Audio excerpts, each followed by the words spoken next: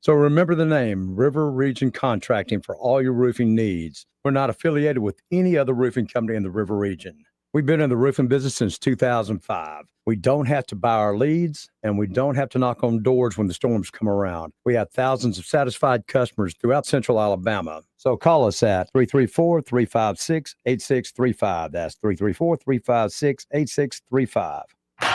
CBS Tonight is NCIS Night with new seasons of NCIS, NCIS Origins, and NCIS Sydney. Possible abduction of the Marines. We need to move.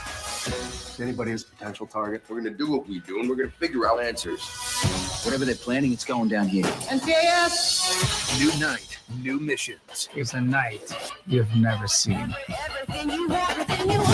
NCIS, tonight at 7 p.m. on WAKA.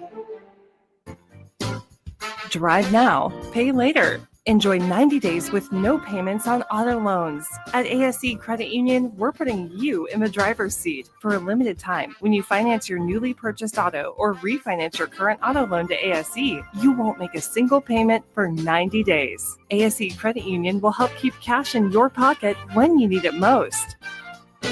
ASE Credit Union, your life, your goals, your ASE. Terms and conditions apply. Federally insured by NCUA. Dinner at Epicure isn't just dinner, it's an experience. The best steaks in the Southeast, guaranteed. The Brazilian flap steak, you won't find anything to compare. And if seafood's your thing, the hand-breaded shrimp, triggerfish, and American farm-raised catfish are as fresh as it gets. And pasta, let's just say this isn't your garden variety pasta. It's Epicure, flavorful, fresh, and unforgettable. An extensive wine list, 58 beers on tap, and pick 2 dinners for just $52.99. Epicure, Tuesday through Friday, 4 till 9. Taste the difference. Lewis at the Capital Oyster Bar, and I just want to tell you, if you're in business or got an event coming up and want to do some advertising, wisely spent dollars are spent down here at Blue Water Broadcasting.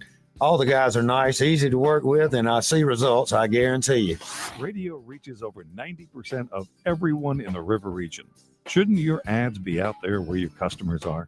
Call us to find out more. Blue Water Broadcasting. Local folks helping local business. The views and opinions of the following program are solely those of the host and other contributors. These do not necessarily represent those of Liberty Acquisitions 825, Blue Water Broadcasting, its management, staff, or any advertisers.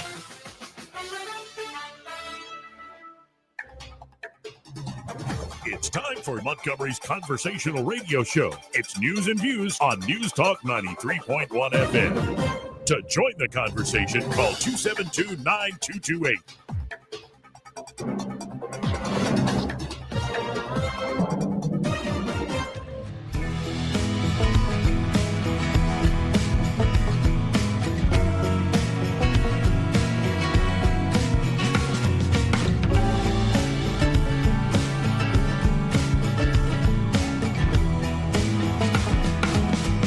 This is how you conduct yourself in a democracy? Joey Clark. Welcome into the program. As we speak, Trump, the president of these United States, is speaking live in the Rose Garden, sitting alongside, I think they had a big GOP senators luncheon meeting. So we'll see what Trump is celebrating. I think he was still touting the big, beautiful bill, which is big and beautiful, I guess, is in the eye of the beholder. Seems like another Washington spending bill to me, but it does all the right priorities, right, folks? But welcome into the program. Coming up at about 12:30, we'll, I believe, have Jared Hudson. He is a candidate for United States Senate. He'll be joining us on the stream. I believe one of his friends, his brothers who served with him in the SEALs, will also be joining us via the stream. Not been told who that is, but I look forward to meeting them. And so, again, that'll be at about 12:30. El Milliner will be stopping by in the 1 o'clock hour. I'm already seeing Byron Sheehy here in the studio. How you doing today, sir? Coming in hot, Joe, man. Just hot? Well, burning up the asphalt. Yeah, fair enough. Yeah. And real quick before I forget as well, on Thursday, from noon till 2, we will be doing a radio town hall with Congressman Gary Palmer. No kidding. I'm just wanting to announce that now. So if y'all want to call in, get your questions in. Get your ideas in, your comments for the congressman. Be prepared. That'll be 272-9228. It'll be Thursday from noon to 2. And I think Eddie's going to be here to man the phones. We'll line all this up and then have a free-flowing conversation with the congressman. Now, again, that's Gary Palmer, who now represents, because of the court-ordered redistricting, Elmore-Anatoga. He's essentially the spine of the state up 65, starting with like Elmore and Atauga County. So if y'all live in Elmore and Atauga County and you have a question for your congressman, he will be on for 2 whole hours here in person, in studio, on Thursday. Looking forward to that. The last time I had him on, got a lot of people on Twitter going, what about the Epstein stuff and AIPAC? And I'm like, okay, some people are too online. Well, if it's a policy-related question, I pretty much bet my right toe that Congressman Palmer can answer it. He's one of the most intelligent guys up there. Yeah. So I'm looking forward to that. We got a lot going on here. But in particular, in about 20 shopping minutes, we should have U.S. Senate candidate Jared Hudson joining us. Look forward to that conversation.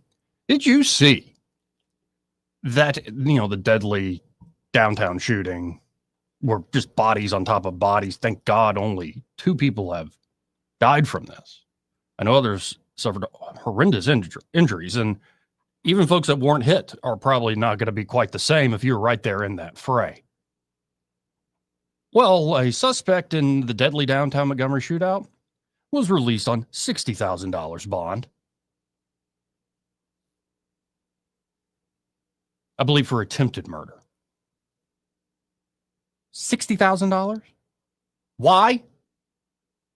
The hell is wrong with this judge? What the hell is wrong with so many of these judges around the nation? Whence comes your bleeding heart? Because your brains are bleeding through your ventricles as well. And your sense of compassion is misplaced. With people that do this, who you can sit there and empathize and say they didn't have the right home life, they didn't have the right person around to mentor them, they didn't have anybody to set them straight, or God forbid, the parents actually the one encouraging them to go out there and live the streets, because we got plenty of those trees like that bearing bad fruit in this city. It's awful what happens to kids in those terrible situations. But if you got a kid who's willing to fire into a crowd, the punishment must be swift and severe. And for the life of me, I don't know why we don't have, well, you're not going to prison. You can either go to prison if we convict you, or we're going to set you up in a school. It's essentially a boot camp. You're going to learn discipline. We'll educate you. But, that idea has been floated forever. And no, none of this. But in particular, my anger here to begin the show is with these judges. And you saw the governor. I rarely agree with Governor Ivey, but her statement was fantastic yesterday, saying the people will have a chance to vote on an upgraded version of Anaya's law to make sure this doesn't happen. You don't get right back out. This doesn't take necessarily passing the law, though, right? I mean, this is the judge's discretion. Yes. But the law we're going to be able to vote on already passed in the last session. As the people get to vote on it, I think it'll pass. The popular vote. That will tie the judge's hands to a degree. Can we maybe sweet talk one of our local members into maybe offering an amendment that if, say, someone's of driving age and they fire a firearm, that they're automatically tried as an adult? Because this argument that kids are firing guns, no, adults are firing guns. The moment they fired it, they took responsibility of acting like adults. Yeah. So we should treat them like such. So, but that's just crazy to me, just crazy. And you could be found with a bunch of nose candy in your back trunk. You're selling bricks. A white lady. You're selling bricks. What are some other slang terms for cocaine? Miami Gold. Miami Gold. You're selling some of that Hunter Biden. You're selling some of that Tony Montana. Yeah. Pablo Escobar. Yeah, you're selling some of that Pablo Escobar. You're selling cocaine. You probably will be held on a higher bond than $60,000 for attempted murder. Oh, I think it's nationwide that's the case. Which is crazy to me. Cocaine's a hell of a drug. Just go watch the old True Hollywood Stories with Rick James. Or just watch Gary Busey's career. Yes. Cocaine's a hell of a drug. It's bad. But it's not the same thing as trying to shoot somebody dead. Crazy. Absolutely crazy. And by the way, speaking of crazy, the attempted hiring of Donald Watkins Jr. to oversee a new position of small business development. How did that go? It's absolutely nuts. Well, the Personnel Board yesterday unanimously approved delaying the mayor's appointment as the city's new small business development director. And in particular, one of the members, James Seal, really thought it was egregious and unfair. Let me quote one of these board members. He said, "This gentleman is a convicted felon. I think this sends the wrong message for the city, and starting a convicted felon convicted of fraud at $120,960 a year not only sends the wrong message to the city, it sends the wrong message to all the first responders who have been asking for raises, and the garbage collector has been asking for raises. I cannot vote for this, and I just think it's egregious and unfair. That's my opinion. I don't think I can ever vote for this. I can't stop the hiring. I think the hiring is inappropriate, given the circumstances. The salary I definitely object to in consideration of the other first responders, garbage collectors, and people that have been asking for pay. Starting this gentleman out at this pay, I just think is unfair. It's an injustice, in my opinion." How much money would he have access to at the small business development position? Well, that's a good question. I'm sure it's not chump change. I'm sure it's... It might be less than what he was doing with his father. And, you could make the case maybe, he was roped in with his dad and stuff.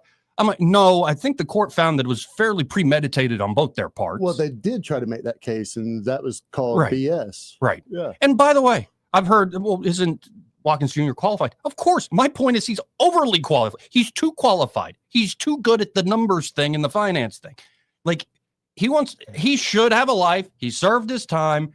I'm sure he's a talented individual. God love you.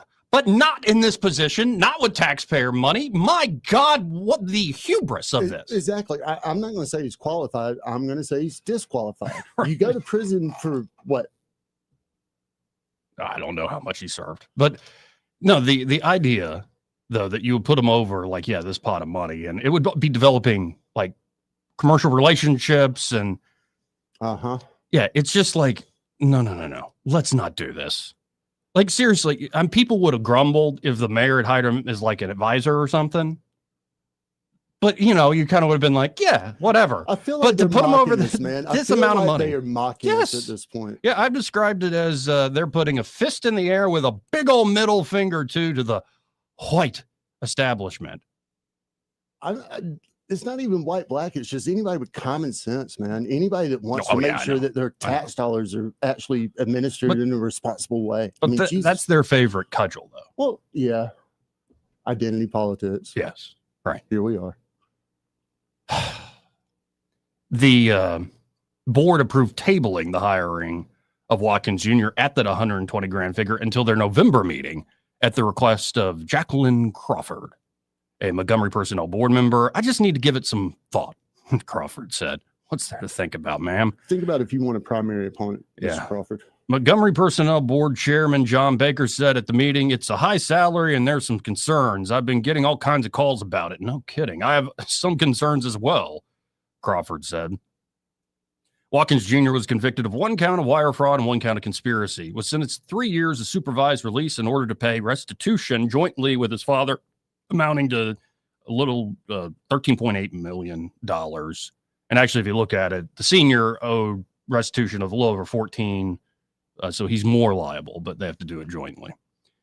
And of course, he's a lifelong friend, described as a lifelong friend. And so the board, the Personnel Board, essentially said, "Yeah, we're going to punt on this and revisit it." I'm wondering if they're just trying to draw it out to give more time once the storm of discontent and discord dies down. But according to the Montgomery Personnel Board, the small business development director, that's the position they're trying to give Watkins Jr. for $120,000. According to the board, it will be, quote, "to lead the city of Montgomery's efforts in growing and sustaining its small business ecosystem. The position directs the City of Montgomery small business programs, including SBOSS, SBOSS, Small Business One Stop Shop, Access Montgomery, and coordinates initiatives that empower entrepreneurs to launch, grow, and thrive. This role is central to ensure equitable access to capital, expanding support services for small business, and building a resilient, inclusive local economy. These efforts will mobilize financial and technical resources through public-private partnerships, including cultivating investments from banks, philanthropic organizations, and government agencies. The position reports directly to the Director of Economic Development. Why do we even have that?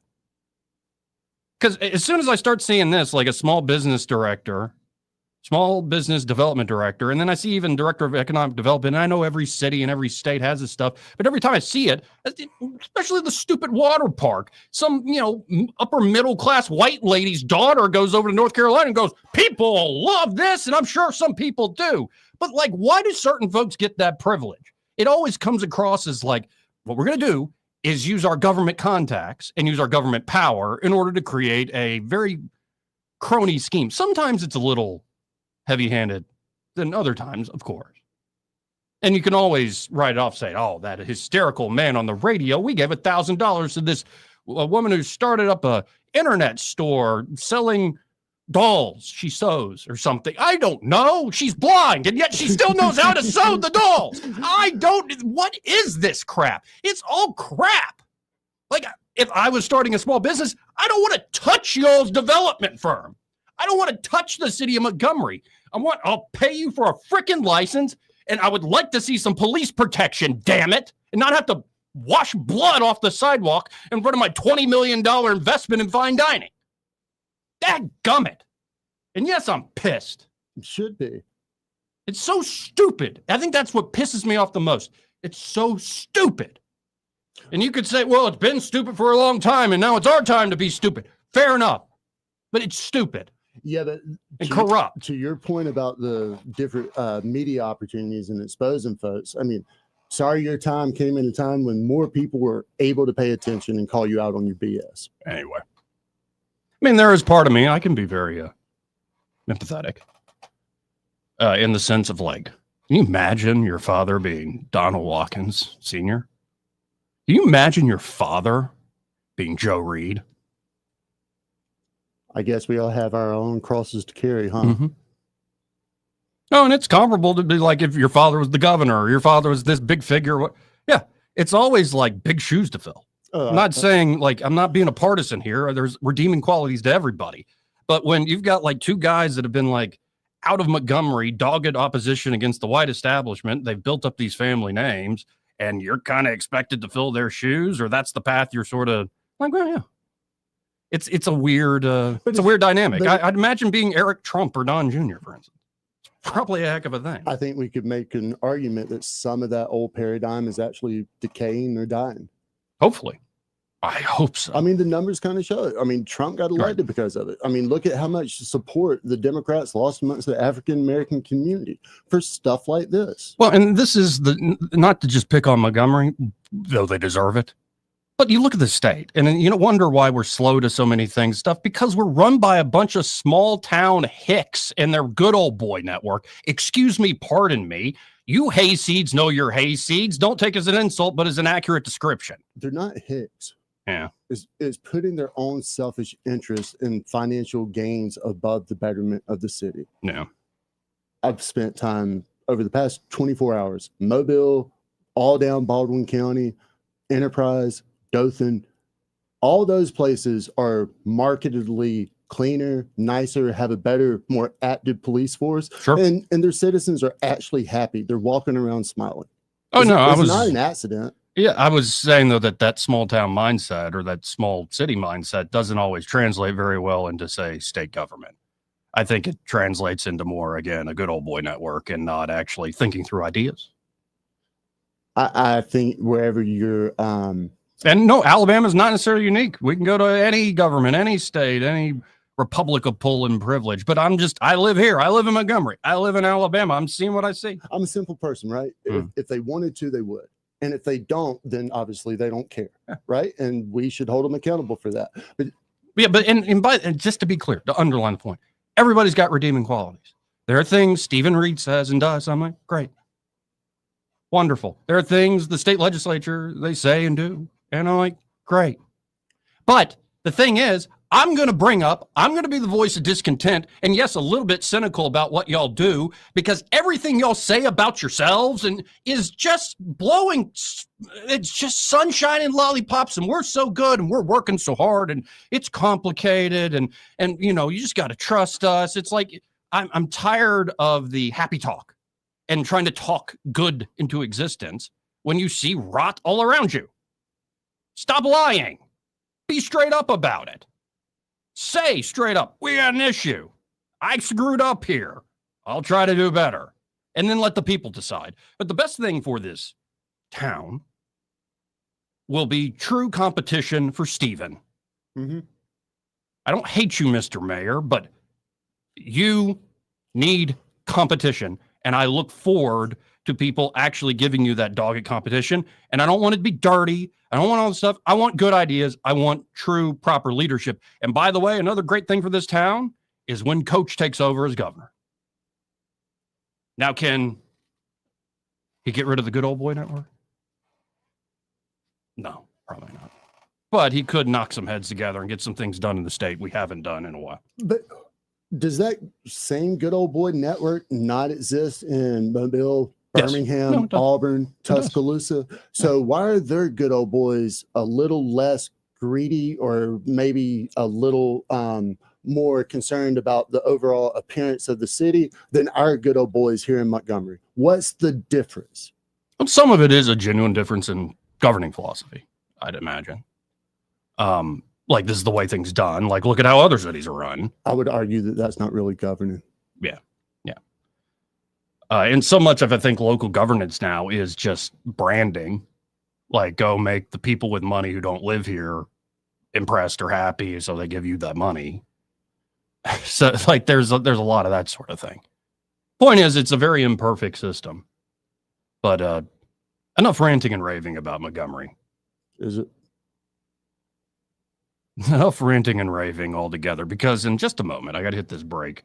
We will have a candidate for United States Senate. He's been on the show before over the phone. Look forward to seeing him on the stream here. But Jared Hudson for Alabama, he will be joining us in just a moment after this break. First, before the break, this part of the program brought to you by Bo Goodson and the Goodson Group.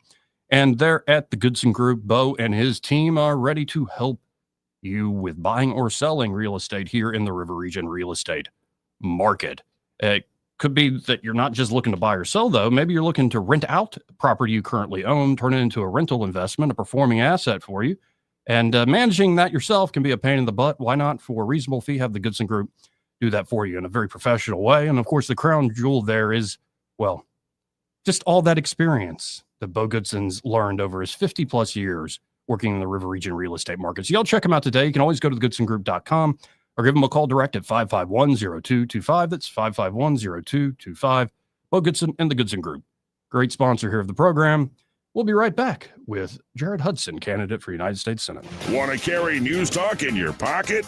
Download the News Talk 93.1 app from the App Store. Available on iPhone and Android. Never miss a moment. Download now.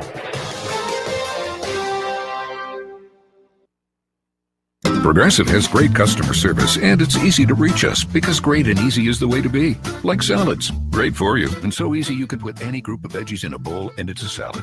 A full carrot with a head of cabbage, weird, but still a salad. One radish and a couple of green beans, also a salad. 14 blueberries, half an onion, and a sunchoke. Odd, yes, but an odd salad. So contact Progressive's customer service by phone, app, or online. It's great and easy, just like salad. Progressive Casualty Insurance Company and Affiliates. Finding great candidates to hire can be like, well, trying to find a needle in a haystack, but not with ZipRecruiter. Its powerful technology actively finds and invites qualified candidates to apply to your job. So while other companies might deliver a lot of hay, ZipRecruiter finds you the needle in the haystack. See why 4 out of 5 employers who post a job on ZipRecruiter get a quality candidate within the first day. Try ZipRecruiter for free at ZipRecruiter.com/free. That's ZipRecruiter.com/free. For too long, Alabama's statewide news companies have shamed us for our conservative Christian values. Alabama deserves a news company that cherishes our culture, a company that isn't bought and paid for by the powers that be. 1819 News is that company. Run by Alabamians for Alabamians, 1819 News celebrates what is good and beautiful about our state while exposing those who work against our values in secret. Just go to 1819news.com to learn more. Subscribe to our newsletter. That's 1819news.com. Attention business owners. Did you know that about 90% of employees and customers are unhappy when they walk into a dirty building? Let Janny King, the king of clean, keep your business pristine. Janny King's local franchise owners can handle your cleaning needs with reliable, hands-on cleaning solutions that deliver more than just a clean space. Janny King comes with regional support, which ensures consistency and quality, allowing you to focus on all the other needs of your business. Go to JannyKingCleans.com. Janny King, the king of clean. This is your roving reporter. Today I'm talking to a lion tamer. What up, Wild Kingdom? I see you're working with the big cats. That's right, man. They're ferocious. Down Garfield are no tender victuals for you. I'll bet you've made so much money that you've had to hire yourself a money man. Yeah, man, and I've hired the best. You mean the man who could quite possibly be the most beloved asset preservationist in the world? That's right, man. David Ernest. The money man with the money plan. Yeah, Daddy-O, and you can call him toll-free at 833-596-7233. And those last 4 digits spell out the word safe. Yeah, man. Mr. Jinx, stop that. That's disgusting. Tell me, how did you get into this business? Well, my Uncle Claude, who was also a lion tamer, taught me everything I know. And what was your Uncle Claude's last name? Badley. Claude Badley. Yeah, excuse me. I gotta go scoop out the litter box. Make sure you get that joke while you're at it. Weather, a service of H&H Carpets, where right now, get a load of this, listen close, you get a house full of carpet for $19.95 installed. Unbelievable. They're located at 6450 Atlanta Highway, just across from Walmart. Rich Thomas weather. Well, hi, everybody. Pretty quiet forecast today. It's a nice day with a high temperature in the lower 80s and a good bit of sunshine. There is a reinforcing front that will be moving through the area this evening. I think it should be a dry front. And overnight tonight, look for a low temperature down to about 50. Wednesday will be noticeably cooler with a high temperature only in the lower 70s. I've got us around 74 and down to the lower 40s perhaps by dawn on Thursday morning. Mostly 70s for a high Thursday, Friday, and Saturday, and dry at least through the daytime hours Saturday. From the Blue Water Weather Center, this is Rich Thomas. On FM, on your smartphone, and online, the River Region's most trusted voice. News Talk 93.1 FM WACV.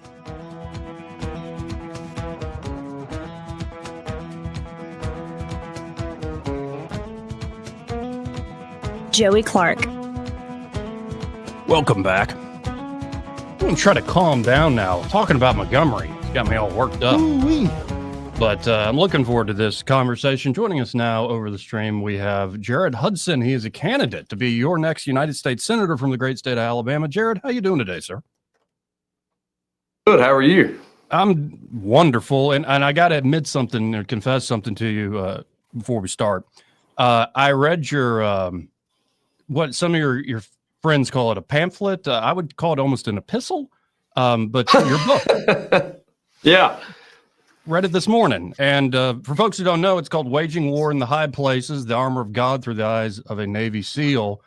And actually, I would call it kind of an analogical analysis of, putting on the armor of God, like you're going through scripture and using your experiences as a SEAL to reflect on that. And I think everybody should read it, especially if they are a Christian or maybe they're curious about it. So just want to say I appreciate the book there.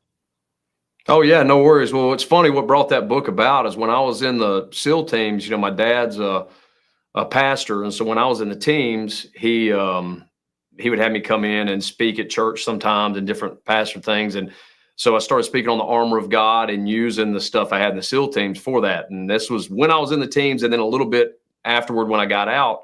And somebody asked me, said, hey, would you be willing to write that into like a Sunday school or a men's Bible study? And so I kind of started writing it and put it together. And then out came as my buddies call it, a pamphlet, because it's only about 40 pages long. Well, and it's a quick read, but I think it's a good read. And honestly, you can go quick, but if you're really actually meditating on all the scripture you cite and some of the great writers you're also quoting, I think you can take some time with it, folks, and read it over and over again.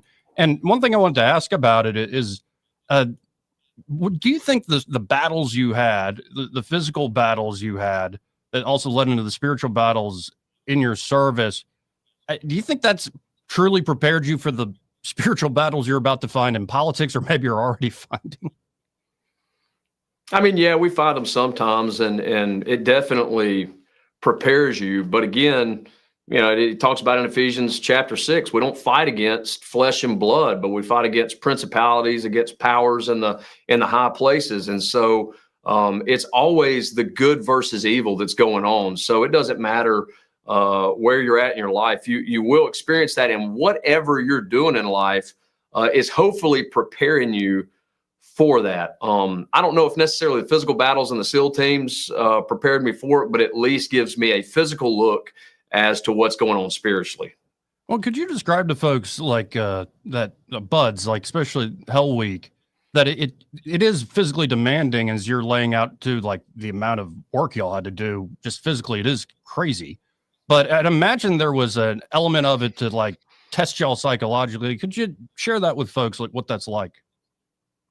Yeah, no, I mean, it's, what I always say is, how when you're doing something in school, like when I was finishing my MBA, like it would be so mentally draining that it would physically impact you, right? It's so mental, it becomes physical.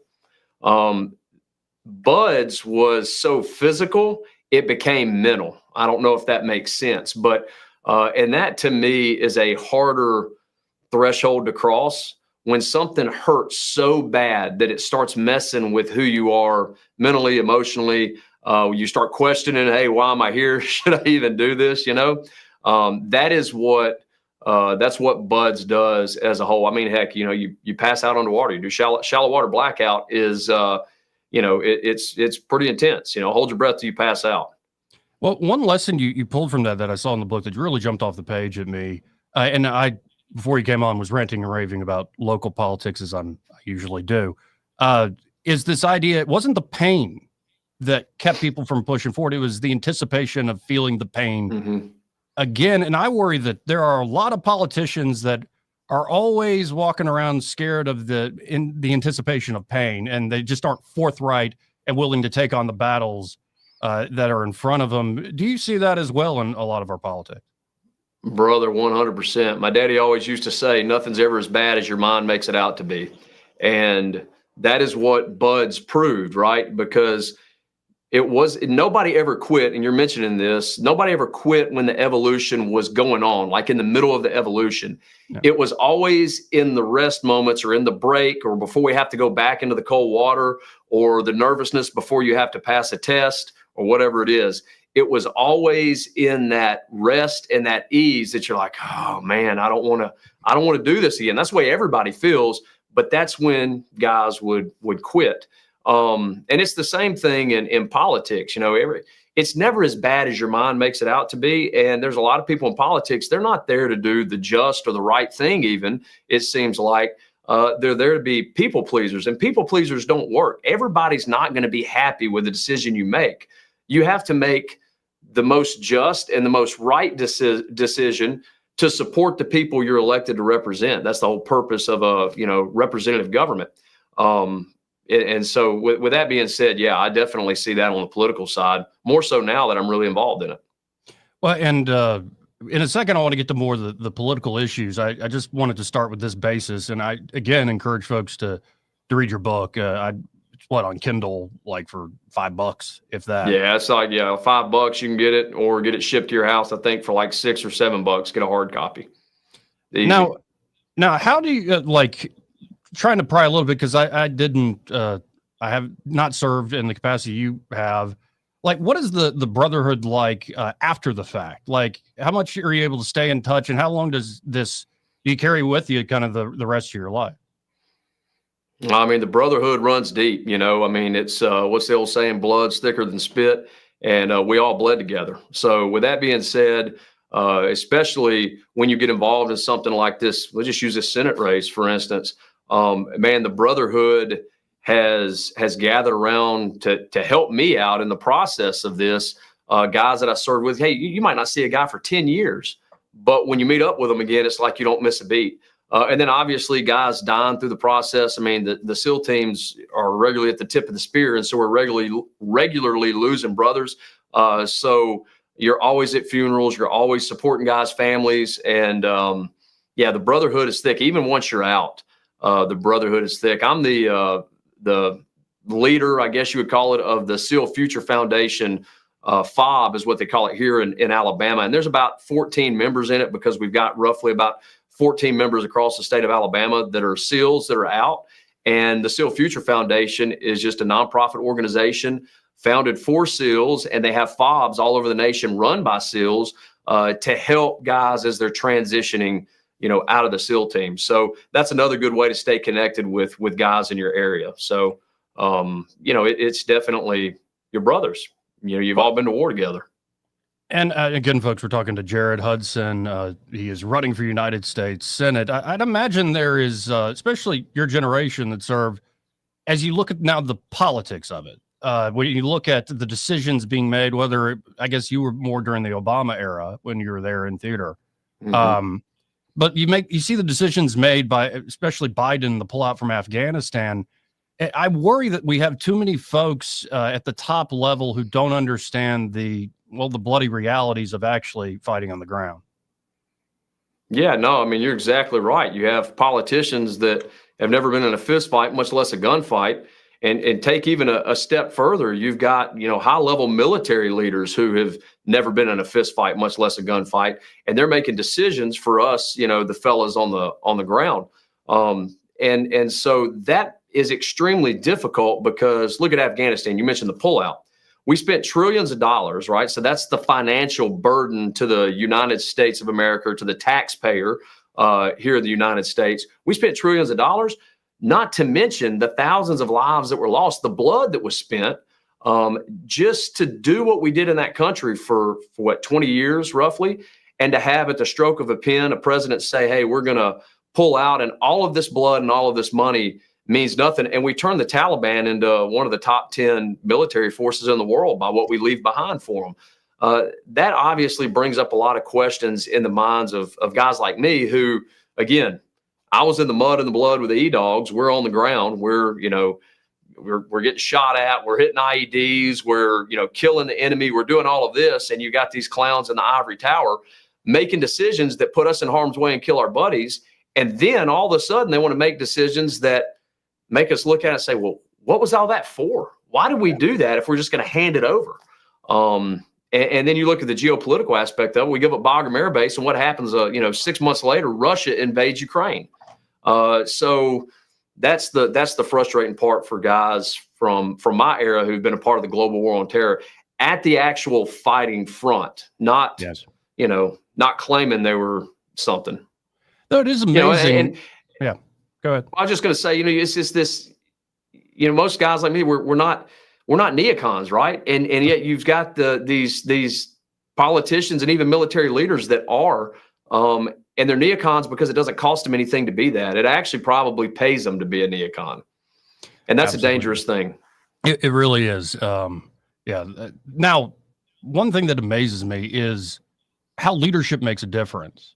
And I'd imagine, especially your generation served, how do you feel seeing Trump's leadership, and in particular Secretary of War Hegseth now? It seems like it's night and day, and all this stuff we thought couldn't be fixed, and the Pentagon's bloated, and good luck with all this. Seems like they're actually straightening things out. Bro, Secretary Hegseth, what he's doing as the Secretary of War now, I guess as they're calling it, is exactly what's needed. I do not know anybody within Special Operations Command, at least, and then some of the conventional components that I'm still tied to, that are not, ecstatic over the move that he's doing to actually make things happen. And obviously that's coming from the Trump administration. I mean, you don't find many, at least many SEALs during my era, during GWAT, that are in now or were in during Trump's previous administration that were not happy with President Trump. The only time you find people that are a part of the system that are not happy with President Trump are again the neocons in leadership position that, they don't pay the cost. That's the biggest thing. They don't bleed. They've never killed anybody. They've never lost a buddy. They're sitting in an ivory tower and they're arguing about what we should do. And they don't have a clue. They couldn't lead a kindergarten field trip, much less the world's greatest fighting force, on how to effectively be the world's greatest fighting force. Because here's the thing, if we've got to go in and do something, let's go in and do something. Let's get it done and let's get out. But we don't do that, right? We play this game. Absolutely. No, and I'm hammering this home just for the audience to know that I think one of the most important decisions, especially a senator can make, is questions of peace and war. And, I have a lot of friends in the, say, Ron Paul libertarian anti-war. They view war just through a purely moral lens. And sometimes I think that they're not as practical as they should be. And so what I love about Trump's approach is he's not a neocon. But it's not 0 or 1. It's not either or. Trump can want peace, but show strength. Like I just rewatched Kingdom of Heaven, the old Ridley Scott movie, where King Baldwin goes out to the field and it's full force of arms against Saladin and his troops, and they make peace, showing that strength. So it seems like Trump hits this sweet spot that allows him to actually break through with things like the peace deal we're seeing in the Middle East. Yeah, no, I mean, you're hitting the nail on the head.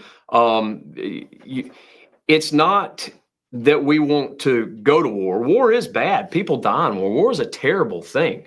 And we in Western European society have been too far removed from the realities of war. And we're so scared to death, when we're apprehensive that, this might happen. Somebody might die. Well, guess what? We've got to wage war. We had to wage war against Hitler, right? Because if we didn't, we'd all be speaking German. The Jewish people would be gone. Japan would have been would have taken over the Pacific. Like, when you look at it, at some point in time, you have to swing back, and nobody's going to be afraid of you swinging if they're looking at you and they're like, "Oh, this guy over here is just throwing cotton balls."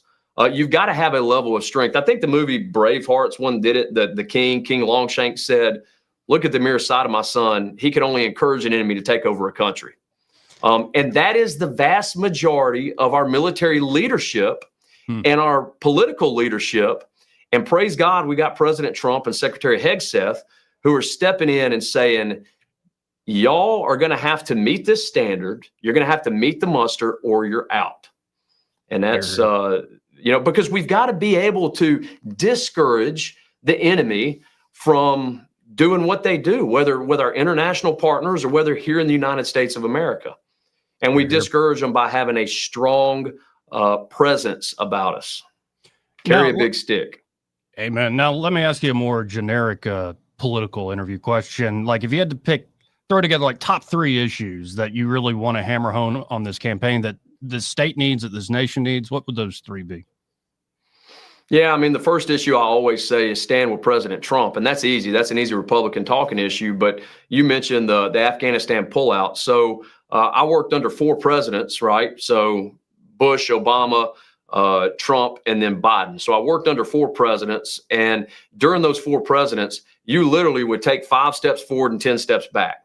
You would see a massive ebb and flow, wasting resources, wasting blood, and making sure as a U.S. Senator, we get in and we codify these good executive orders, these good things we approve and we appoint, or we approve these good officials that they're trying to appoint. We make sure that we do everything we can so that at the stroke of a pen, when the Trump administration goes away and we get a bad administration, one who are not for Christian conservative values, we're able to hold tight to some of what we have. So when I say stand with President Trump, I mean, as a senator, codify those good things that elevate the people of the United States of America and the people of the state of Alabama, so we don't take 5 steps forward and 10 steps back. Another big thing would just be cut the federal government regulation. I know they just did this in the big, beautiful bill, right? The inheritance tax, which should go away completely, but at least we've got movement on it, right? It went up to the $15 million mark. So now if your property that your kid's going to inherit is, valued over $15 million, they only pay the 35 or 40% tax on what it is over 15. It needs to go away, period. But with that being said, moving down the road in that way so that the government's finger is not on every aspect of our life in a negative way. Open up the free market, make sure it's a fair market so that we can continue to compete with the rest of the world. And then let's say finally let's bring in production back to the U.S. I think Trump's working on it now, and make sure that we continue to bring that back to the U.S. Me as a Alabama senator, bring it to Alabama, increase the infrastructure, increase the workforce development, workforce education, to be able to bring as much as we can to the state of Alabama so we can continue to support the United States of America. Now, what do you think the state is primed for? Obviously, a big thing, and I know our junior senator currently up there from Montgomery, more than aware of this, knows more than me about it. Senator Britt does. But the idea of base reassignment committee comes back up, whether you look at especially Montgomery, but any installation we have is pretty crucial to economic sustainability sustainability and like making more money and having the market hum more. It's very crucial to Alabama. So I'd imagine that will be something you're focusing on, like with a laser. No, absolutely, especially from my background. And you talking about just maintaining what we have, but also continuing to grow and increase what we need to continue to grow and increase, providing for jobs, work for the people here in Alabama. And now, moving on to another issue that's been hot in my mind because of a mass shooting in downtown Montgomery a few weeks ago. The crime issue nationwide. How do you think the crackdown should continue on crime? Should we be asking red state governors in particular, asking for the National Guard to come in if certain cities, whether they're big or small, can't handle the crime issue? Yeah, I mean, as a force multiplier, yeah. I mean, you're going to pull National Guardsmen, partner them with the local law enforcement agencies, and it's really a show of force. That's what it is, and that's what's been done across this nation in some of these cities where you've seen the National Guard deployed to, and for the most part, we've seen it work. It's not something that you can do forever, and you don't want to do forever. It's just a force multiplier to get things back on track, so then we can continue going down the road. Because the problem is during the Biden administration, and really even over the last 40 years of politics, these jokers have put us on a sinking ship, and they haven't been bailing water. So now what are we trying to do? We're trying to bail water and patch the hole at the same time. And so, yeah, I think you could do that and be very effective in positively impacting the criminal enterprise in some of these cities. Now, and just in terms of campaigning, the poll number that came out showing you leading, and to be fair, 36% still undecided, but I admit I was surprised to see you beating Steve Marshall in particular. So congratulations on that. That's a great number. So what's the campaign been like? Like where all have you been? Just to kind of describe what you've been up to on the campaign. Brother, we've been all over the state, north, south, east, west, and everywhere in between. We have been everywhere, speaking at everything, talking to everybody. And really, it's a grassroots swell. We're really excited, obviously, to see that number. But the biggest thing is the poll that matters is on May 19th, right? Yeah. So it's great to see there's a poll. But that being said, we still have to Charlie Mike. We still have to fight like we're the bottom dog. And ultimately, May 19th is going to be the poll that decides. And I believe that the people of Alabama, when they see me, when they hear my story, that I'm the best option for what we need, not just in the United States of America, but here in the state of Alabama right now. Now, if folks want to support you, volunteer or donate money, how can they do so? Yeah, they can go to hudsonforalabama.com. Like us, follow us, share. You can donate there as well. There's also an address for some of the people that prefer to mail checks if you want to support in that way. But definitely keep up with what we're doing. And if you're a Christian, if you're a believer like I am, be sure to keep us in your prayers because we serve a mighty God who definitely provides in unbelievable ways. So we do need as many prayers as people will throw up for us. And I just want to reiterate too, folks, go check out the book, Waging War in the High Places, The Armor of God Through the Eyes of a Navy SEAL by Jared Hudson. And it's right there on Amazon Kindle. You can get it also in paperback, hands on it quickly. And as I was reading this morning, I think I grew up Catholic, 12 years of Catholic school and the good, the bad, and the ugly of it. And but I grabbed my Ignatius Catholic Study Bible, a little more conservative. Even some Protestants have given it a positive review. And I looked at Ephesians 6 there, and one of the footnotes had this saying, quote, "To put on the armor of God is to put on the Lord Jesus Christ, called truth and righteousness. Our Savior is our belt and our breastplate, called the living word of God. He is the sword who is sharp on both sides." And that is from one of the early church fathers, Jerome. So I think you're Oh, You're wow. right So, I there mean, in that's your book. basically a better way of, abbreviating what that book says or what that pamphlet I wrote says. No, Jerome's never had to wade through water and wet boots and all this stuff, man. So I think you had something for sure. Well, I appreciate the time. Hey, man, thank you for having me on. Again, folks, Jared Hudson, always appreciate. He's always welcome here. Again, 272-9228 if you want to get in, comment, or have a question for me, though. L. Milliner will be joining us in the 1 o'clock hour, joining the crew here. This part of the program brought to you by Josh and Leslie Ryder. They're at Dillon Rings, and they're at Dillon Rings. They are a full service jewelry shop, but we'll tell you more about that a little later in the program. What I want to focus on now is, well, they have their ladies' night coming up. It's going to be also sweet treats, sparkling jewelry, and unforgettable memories. What more could a girl want? Join Dillon Rings for diamonds, denim, and desserts, where style meets sparkle. And, well, it's the annual Ladies' Night Out event. It's just Ladies' Night. And I'm sorry, Josh, I can't help but think of Kool in the Gang every time I see this. But I've been to this event a few times just to see, I stand behind the scenes, kind of behind the counter, and I see how it all unfolds. You're there to pick up ladies. I don't know about that, but I think the first 50 ladies get a swag bag. Also a chance to win like a $2,000 diamond sapphire ring, if I'm remembering correctly. Can't beat that. Pretty awesome. And they're going to have special deals that night, and get there early. They'll have a whole spread of crackers and cheeses and different hors d'oeuvres. Maybe you'll win, Joey. Yeah, maybe. Good luck. Yeah, I don't know if you want to win that prize. Maybe that comes with that's worth minus $10,000 right there. A gremlin. I want a prize to put me in debt. Dadgum. But no, y'all got to check this out. This will be November, and let me see exactly here. I'm seeing it as Thursday, November the 6th, 5 to 8 p.m. looking at their Facebook page. And so you check them out, folks. Get by Dillon Rings, maybe early, stop by, shop a little bit. 119 Brown Springs Road. I will tell you more about all the services they offer, but if you just stop by, you can find out for yourself. And again, don't forget about their annual Ladies' Night Out coming up at Dillon Rings. Just look it up there on the Book of Faces. So it's getting to be a crowded field in the United States Senate race. I have to say that. I think next week we'll have Morgan Murphy back on. I have an open invitation to Barry Moore, of course. I would love to talk to Barry. It's Steve Marshall as well. And anybody else that wants to jump in. Come on in. The water's fine. All right. Let's pretend like I should actually be plugged in. Mm-hmm. Who's the Murphy? He is, off the top of my head, I can't give you his CV. But I believe he was a spokesman at the top level for Secretary of Defense. We interviewed him the other day, and so we want to do a more full interview, but he's just getting in the race. So that is just starting out. But right now I view it as I still view it, despite that poll, is kind of Steve Marshall's to lose. Yeah.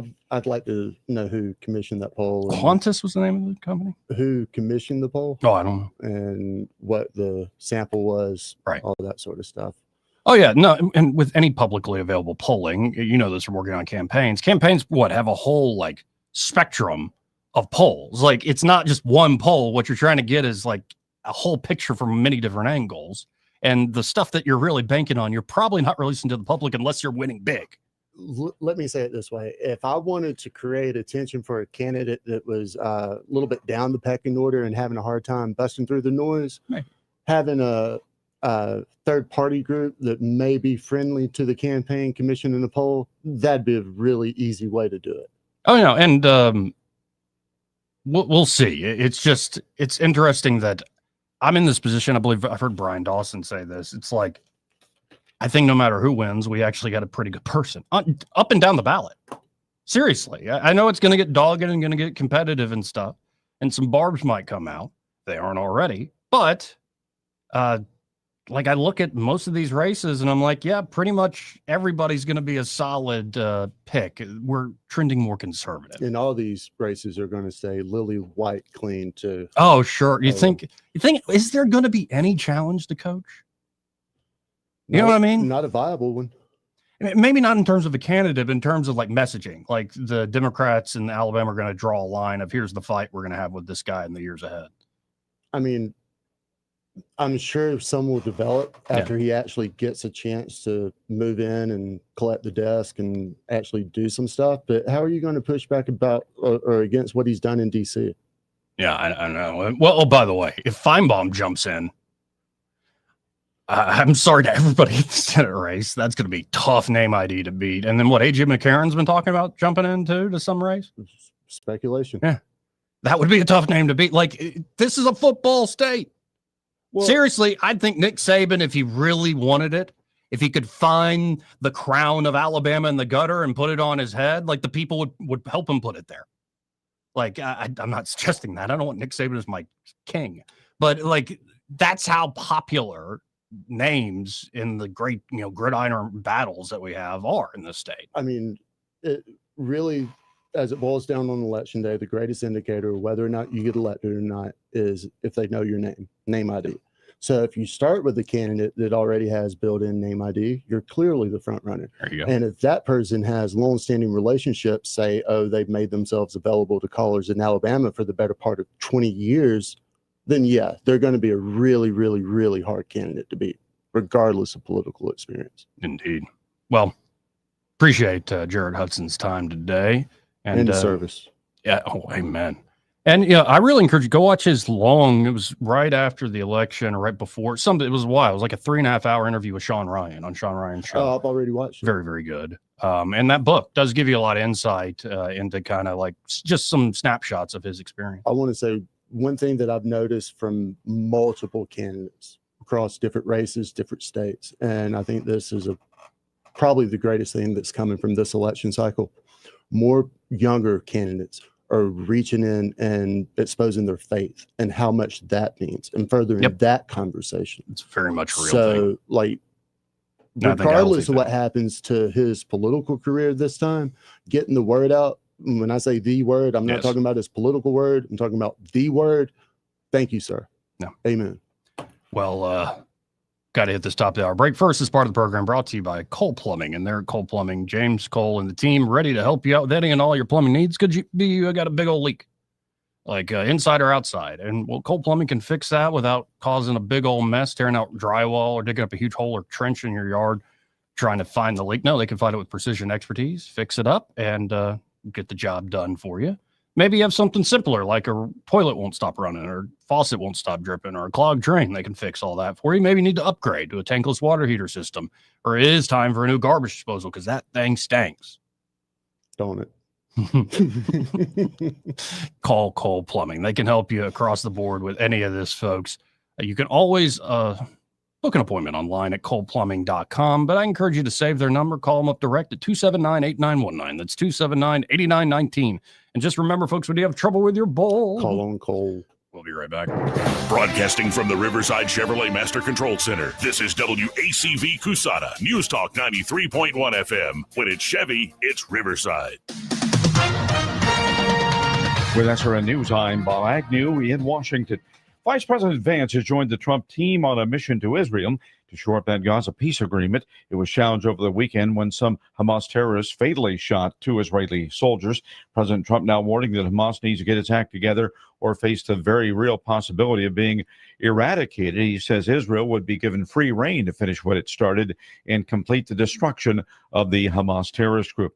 The government shutdown entering its 4th week now. Senate Republicans on their way to the White House for talks with President Trump and also a show of unity with the administration. Meanwhile, Majority Leader John Thune says the GOP will not back down to Democrat demands for $1.5 trillion in new spending. Meanwhile, Minority Leader Democrat Chuck Schumer says the Republicans are standing in the way of needed health care spending.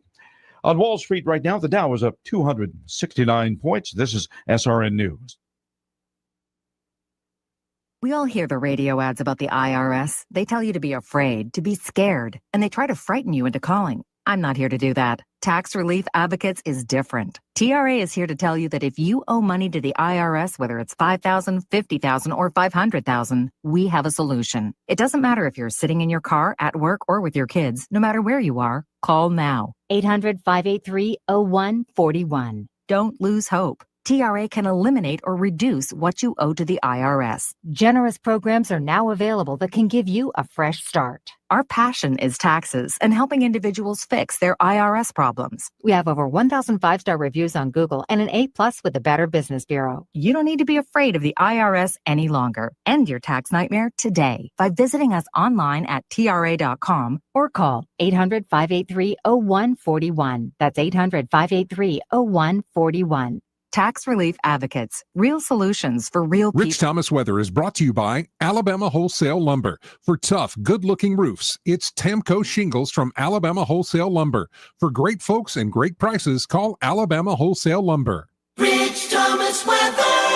Well, hi, everybody. Pretty quiet forecast today. It's a nice day with a high temperature in the lower 80s and a good bit of sunshine. There is a reinforcing front that will be moving through the area this evening. I think it should be a dry front. And overnight tonight, look for a low temperature down to about 50. Wednesday will be noticeably cooler with a high temperature only in the lower 70s. I've got us around 74 and down to the lower 40s perhaps by dawn on Thursday morning. Mostly 70s for a high Thursday, Friday, and Saturday, and dry at least through the daytime hours Saturday. From the Blue Water Weather Center, this is Rich Thomas. Budget Floors and More has the best prices. Carpet as low as 69 cents per square foot. LVP starting at $1.29 a square foot. Sheet vinyl as low as 65 cents per square foot. And the lowest prices on flooring installation supplies. Budget Floors and More across from Delray to Publix. From the Blue Water Broadcasting News Center, here's today's top stories. One of the 4 suspects arrested in Montgomery's deadly October 4th mass shooting has been released on bond. 19-year-old Javoric Whiting was arrested on Thursday and charged with 1 count of attempted murder. Whiting was released on Monday after making bail on a $60,000 bond. A Montgomery man is in jail on drug trafficking charges following a traffic stop that led to a police chase. MPD arrested 19-year-old Xavion Thomas Sunday night after pulling him over on West South Boulevard. Officers found more than 31 grams of cocaine in Thomas' car. Thomas attempted to flee on foot, but was captured after a brief chase. Montgomery police have identified the victim in an apparent hit-and-run incident that killed a man early Saturday morning. MPD officers were called to the 4400 block of Troy Highway around 5 a.m., where 67-year-old Ephraim Bristow was pronounced dead at the scene. The vehicle responsible left the area before police arrived. From the Blue Water Broadcasting News Center, I'm Sky Mosley. This hour of news and views is brought to you by our good friends at Alabama Home Mortgage. Alabama Home Mortgage, 567-4223. Visit them on the web at myalabamahomemortgage.com. NMLS number 1586368. An equal housing lender. Join Jones Drugs on Saturday, October 25th from 10 to 2 as they partner with the police department for the National DEA Drug Take Back event. Come by the parking lot at the Prattville, Millbrook, Montgomery, and Phoenix City locations and bring your unwanted, unneeded, or expired prescriptions. That's Saturday, October 25th, 10 to 2. The best pizza buffet in town just got better. In October, Pizza Perfect is rolling back the price to 2010. This month only, the buffet is only $10. Included on the buffet is pizza, spaghetti, breadsticks, salad, dessert, and drink. Get it for lunch Monday through Saturday and for dinner on Tuesday, Friday, and Saturday. If you've never been to Pizza Perfect, now's a great time to go. $10 for the buffet. Pizza Perfect. Available for pickup and delivery. Pizza Perfect on Coliseum Boulevard, Eastbrook. Let's go. You're still glowing, flirting, grooving. You still got it. But your immune system weakens as you age, making it harder to fight flu, pneumococcal pneumonia, RSV, and COVID-19. Vaccines are a key part of any health routine and help strengthen your immune response. Ask your doctor or pharmacist which vaccines you need. Schedule in minutes at vaxassist.com. Sponsored by Pfizer. The views and opinions of the following program are solely those of the host and other contributors. These do not necessarily represent those of Liberty Acquisitions 825, Blue Water Broadcasting, its management, staff, or any advertisers.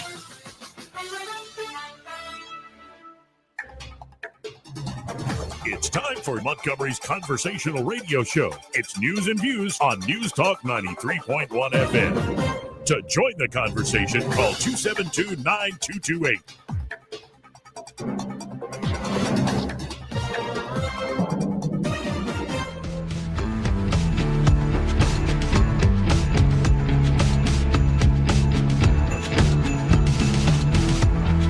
Joey Clark. Welcome back. I'm your host, Joey Clark. In studio with me now, Madeline Cannon from Alabama Home Mortgage, buyer-in-chief, also still here. Madeline, how you doing? It's been a second. It has been a minute. And he's been gone a lot. He's been closing. He's been busy, but Eddie's not here. I know. He's Good slinging that morning. real estate. I know. He's got to always be closing. That's just his motto. And, good for that guy. Always be corny. Making all that paper and stuff. But, hey, I think a lot of folks have been wondering, how does the shutdown affect y'all's business on, say, the mortgage side of all this? Sure. So the government shutdown has instilled a lot of uncertainty in the market. And so I think it's actually benefited the mortgage market in some ways in that we're starting to see mortgage rates trend downward. Not as fast as a lot of people have hoped, but they are moving in the right direction. Quoted a government loan this morning with rates as low as the 5s. Now, obviously, that comes with credit, excellent credit scores and things of that nature, but we have not seen rates like that in quite some time. Wow. Now, Fantastic. as far as USDA financing, so the U.S. Department of Agriculture, that's a big program around here because it offers 100% financing for rural development areas. Okay. In our listening area, all of Elmore County, with the exception of Millbrook, qualifies for USDA financing. Right now, we can't do USDA loans because of the government shutdown. Now, I can issue you a USDA pre-approval. You can go write an offer and be under contract. But USDA is the only loan program that requires a secondary underwrite. So not only does it have to be underwritten by the lender, but it also has to be packaged, sent off to a bureaucrat's desk at the U.S. Department of Agriculture for them to put their stamp of approval on it. So you can still start the process on those USDA loans, but it's the government needs to open back up to actually finalize it. That's correct. Yeah. And when it does open back up, they're going to have a lot of files sitting on their desk and they're going to have to play catch up. So the last time this happened within my career was back in 2018. The shutdown was just over 30 days. And once they reopened, it took them about 3 months to get caught up. Now, I'm sitting over here trying to understand the dynamics of, as interest rates come down, how that affects both the buyer side and the seller side. Mm-hmm. I don't know if there's an exact scenario you just worked on, but is there a moment where it's like, okay, it's 6%, now it's 5 3/4, and now it's 5.5, where it starts making sense on both sides of a sale? Yeah, so I think that as interest rates come down, you're going to see a lot more sellers enter the market because those sellers are now confident in being a buyer. So I think we're seeing a lot more inventory on the market, which was something that was a big struggle because we had a lot of first-time home buyers who were looking to purchase, but there was nothing to buy. Okay. So as interest rates have started to trickle down, we're starting to see more inventory on the market. Now, as far as what's the sweet spot that everybody's going to feel comfortable, that's hard to say. I mean, I think as we get closer to the low 6s, high 5s, we're really going to start to see the market open up. Yeah, because it's unique to each person and their situation. That's right. And you got to think, like, somebody might say, I want to refinance to help me with monthly overhead, but it's like they do the numbers. They're like, well, not yet. Mm-hmm. Like, I don't want to be. So it really does come down to the number and also the person's sort of, I guess, subjective. Here's what I want to do with it. That's right. And then we have a lot of people who are sitting on first mortgages that say are in the 2s or 3s that they secured back in 2020, 2021, and they have tons of equity in their home, but they don't want to do a cash out refi because they know they're going to lose that 2-3% interest rate for today's market rate. Right. So they're going to a local bank and they're getting a second mortgage, which is a home equity line of credit, which is typically double digit and adjustable rate. Oh. And really it's just a Band-Aid, right? It gives you access to the equity you want, but ultimately it's going to have to be paid off. And so I think as interest rates start to come down, we'll see people want to consolidate those second mortgages. Well, and you've been helping out some folks. Last time we talked, I know you were talking about that. That's right. Well, I guess sometimes people sign stuff and they don't realize it's adjustable. These sorts of things happen. Yeah, well, they should know it's adjustable. I'll tell you that. Okay. But, many people did adjustable rates back in 2020, which I don't really understand because fixed rates were so low. But I guess they thought, well, maybe it'll get even lower. And they did an adjustable rate in 2020 and it's on a 5/1 arm. Okay. And so that means that the rate was fixed for 5 years. Now we're in 25. So it's coming due to mature. And now that's why everybody's kind of scrambling to secure a fixed rate. Okay. Yeah, it's interesting the dynamics of how much like what Jerome Powell and the Federal Reserve decide just plays out directly all through the nation and I'd imagine the entire globe. But well, am I leaving anything out? Is there anything in particular that it's kind of been top of the mind over there at Alabama Home Mortgage y'all been working? Well, this is the time of year that everybody starts to think about their escrow analysis. So at year end is when your property taxes come due. And so much of your servicers are going to be sending year end escrow analysis in the mail, and it'll tell you whether or not they've collected enough to cover your homeowner's insurance premium and your property tax bill. Well, most people, like everything else, their taxes have gone up and their homeowner's insurance have gone up. So that means their monthly payment is going up. So I tell everybody, if you have any questions about your escrow analysis, you can always pick up the phone and give us a call. Let's take a look at it together. It may be time to shop your home or make sure that your escrow is actually calculated correctly. And folks can still find you at the same spots, like online at myalabamahomemortgage.com, or That's right. Call y'all direct at 567-4223. Yeah, it's been a minute, but you haven't forgotten. No. Yeah, 567-4223. But seriously, y'all get in touch with them. At least start the conversation, because I brought up the interest rate conversation because it is unique to each person. So if somebody's thinking about it, seriously, if you've just been thinking about it, but you're not sure, you're procrastinating, at least talk to Madeline here and just let her talk through what your goals are. And like, you don't necessarily have to pull the trigger on day one. It's more like, we'll just start the process so you have more knowledge. There are people who listen to this radio show that call us and we look at what they've got going on and we say, look, it doesn't make sense for you to refinance. We'll be the first people to tell you that. So even though we're in the mortgage business, we don't live or die by one loan. We're not going to do anything or recommend you do anything that we wouldn't do. So again, folks, that's 567-4223, or again, apply online at myalabamahomemortgage.com. There is a difference in mortgage companies. Let Kim Williams and Madeline Cannon here prove that to you today. NMLS number 1586368. An equal housing lender. So how are other things in life? You've been watching a lot of politics. It makes me so happy. Yeah. Politics and college football. College football. Wait, that's also making me sad. Auburn is miserable to watch this year. It's not too late for you to join the bright side. Oh, I am wearing this today. Well, that's kind of more Mississippi State looking. But... Oh, Lord, yeah. I don't want to be that. Aren't they the ones with the cowbells? It's a step in the right direction. Yeah, it is closer to crimson. More of a maroon. Yeah, I think it is more maroon. But no, seriously, it's not the losing. Like, I can accept losing. Like, the last time I went to a game in person, got some club seats with my priest uncle, and it was the Iron Bowl. And it was the last one Saban did. And it was such a good game. You know, like that last second throw, and they win the grave digger. I wasn't mad. I was like, this was such an amazing game and experience. Like, that sucks. I wish we had won, but honestly, that was some great football to watch. Watching Auburn this year, I'm like, I just want to go to sleep. Goes back goes back to lack of leadership. Yeah. It's such a mess.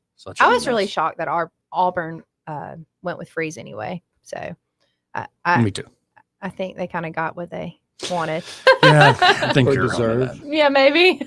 Wait, are you Bammers back to being happy with your new head coach? No. I'm still not thrilled about him, but we're winning, so.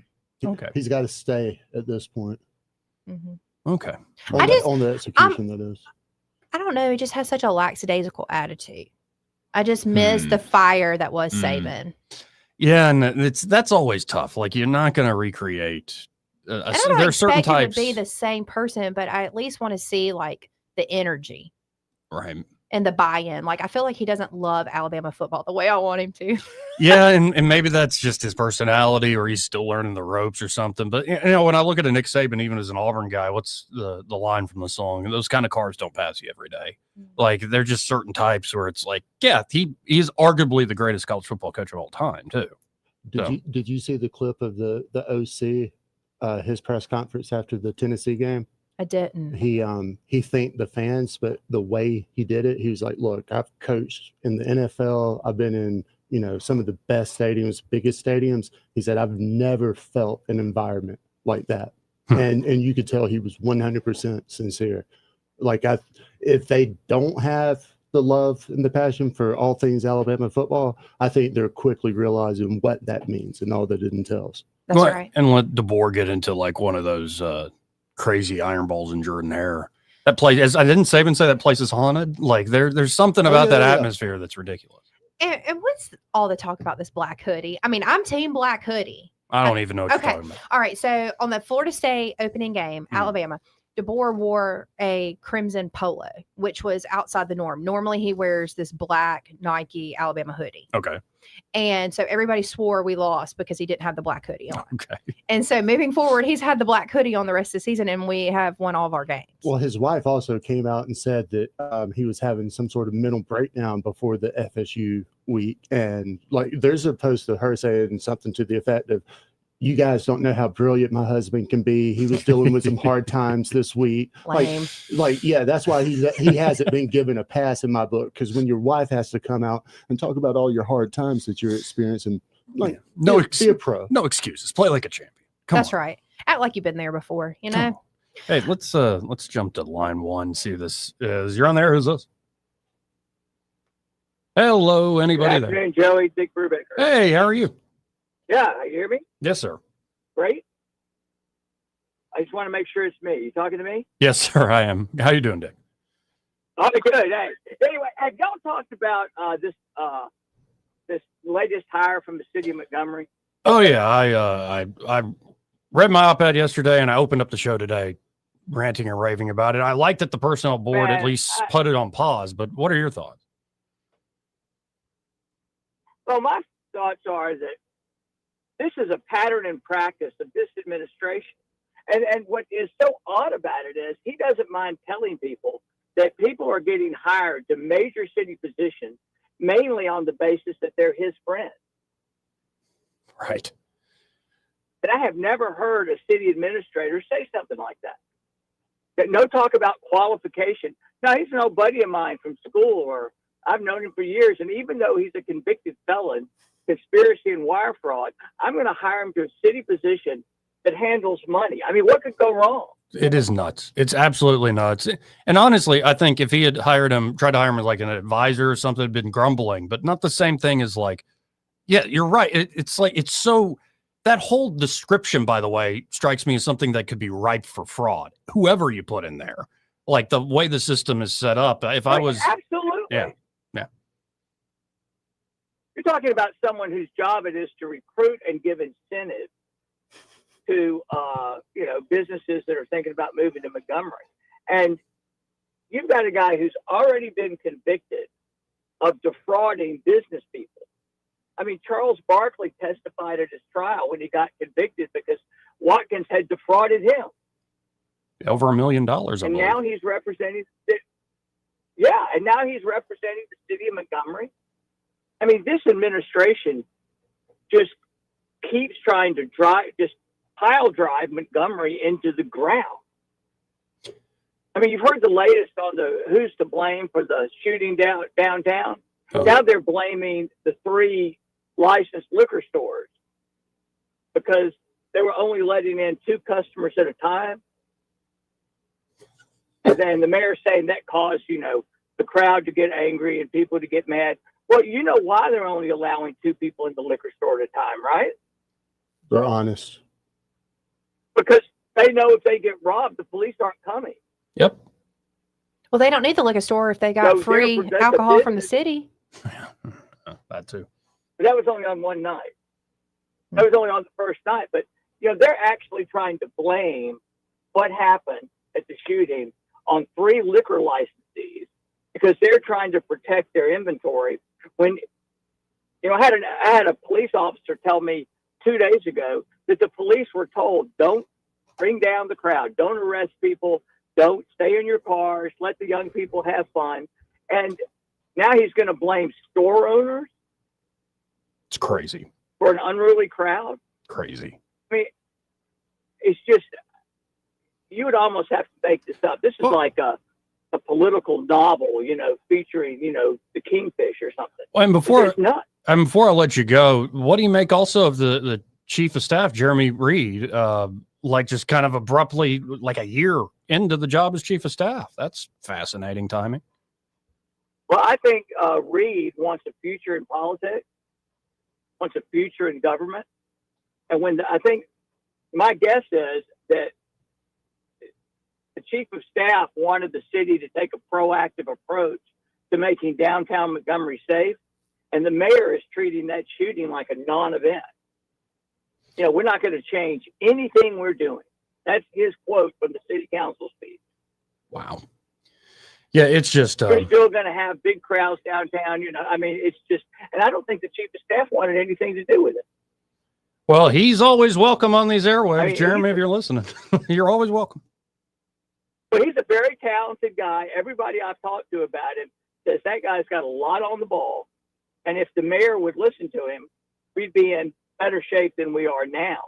And it is just, as someone who grew up here, I cannot stand watching the city be deliberately destroyed like this, just so one guy can reward his friend.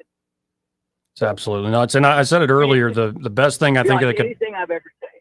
yeah, and I think the best thing, as I said earlier in the show, could be for the city is for Stephen to have some real competition. And then I would add to that a vigorous executive in the governor's office, and maybe we can actually steer things in the right direction. But competition for this current mayor is definitely what he needs. There's been enough talk about it. Yeah, and I think he's going to get it. I don't think there's any doubt about that now. And by the way, Jared did a great job. I think especially Katie Britt's super PAC has gone all in for him. I think Steve Marshall's got a race on his hands. I mean, I think Jared may very well end up being a U.S. Senator. Yeah, he's got an impressive, the more I read about him and like just how he carries himself, what he's done in service and after his military service. And just, I guess he's the son of a pastor, so he can quote scripture like nobody else. Yeah, I like the guy a lot. Yeah. But all right. Well, look, I want to get up. I know you got other callers, but thank you for taking my call. Appreciate it. Always enjoy having Dick Brubaker on the phone. Yeah, though I said earlier, like Paul Feinbaum gets in the Senate race. Everybody's just got like, damn, Paul, come on. But, he's like, unless there's dirt on him or something, like that name ID is strong. It's all over come, man. Strong. I mean, I'd spitball and you'd have to spend $5 million, $6 million to catch up to his name ID. Yeah. I mean, starting off at next to zero. Yeah. Wow. And I didn't know that. Did he just suggest that Katie Britt Super PAC is back in He here? did say that. That's interesting. I caught that as well. I'll have to look into that. I wonder how some of the other candidates feel about that. Maybe they're giving money to all sorts of folks. Yeah, I'm guessing. I'm guessing not. Let's go to line 3. They've been holding the longest. You're on there. Who's this? Hey guys, how y'all doing? All right, sir. All right. Just want to echo what the young lady said earlier. I had my mother-in-law to look at refinancing her home, and she had got a offer from another company. So I told her to call Maryland them, and which she did. Offer from another company. And then Maryland them called Maryland them, and they advised her not to refinance. And then Maryland and they advised her not to refinance. Turn down your radio in the background, sir. Sorry. Oh, and that was the best advice she could ever take. Amen. Was not to refinance. Well, and this is why I love these folks as sponsors, not only because they're just great folks, but like they really are straight up. It's like I've heard many stories. We all tell folks, you're not quite ready yet, but actually here's some steps you can take. And then they come back and they're golden. Absolutely. Thank you for calling and sharing your testimony. Yeah, okay. All right. I appreciate it, sir. Let's go to line 2. You're on there. Who's this? It's Simpler Days. Hey, Simpler Days. How you doing? Oh, well, I just had a question for you. Joey, do you know that if that job that the mayor is trying to finagle the ex-felon into, was that posted? That's a great question. Do you see it on Indeed? I doubt it. Or no, they put it in the Montgomery pamphlet. It was a little like you had to go to the back of the paper and like check it out there. So if you weren't an ex-felon, you probably wouldn't have been in the running for it. Is that what you're saying? Right. Well, and if Ghislaine Maxwell gets a pardon, she could be a great woman to head up community center services here in the city. You know, as the good Senator Dick Brubaker said, I mean, it's just sad to watch somebody submarine the city intentionally. His decision about his first big choice of police chief was the guy from the worst police department in the United States, that being the New Orleans Police Department, with his history and being under federal receivership. The feds took it over because there was so much corruption. And the guy that the mayor picked, was in a command position when all that was going on. Yeah. And so if he would have just vetted him and looked on Google and saw that he had a suitcase, a trunk load of baggage, then anybody in their right mind wouldn't have hired him, except there was something going on that we still don't know about. Oh yeah. But I mean, if that's his ability to identify talent, to identify people that have integrity, my gosh, are we in trouble? Indeed we are. It's a shame. It's a real shame. And especially because the Daryl Albert thing, I remember when folks were bringing up all the sexual misconduct rumors. And I'm like, well, I'll meet him. And as you meet the guy, he was too cool. He was too cool. Like we're only flesh and blood. I get it. I get it. I'd interviewed people. I get it. But no, stop it. Why did we put that person in position of leadership?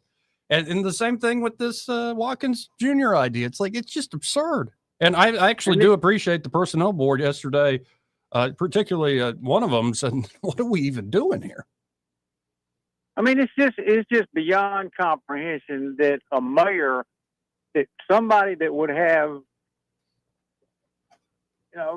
they'd be over that type of job, knowing that they're an ex-felon. They've already fleeced and conned part of a scheme of millions of dollars. I mean, it's just, wow, we're in trouble, Joey.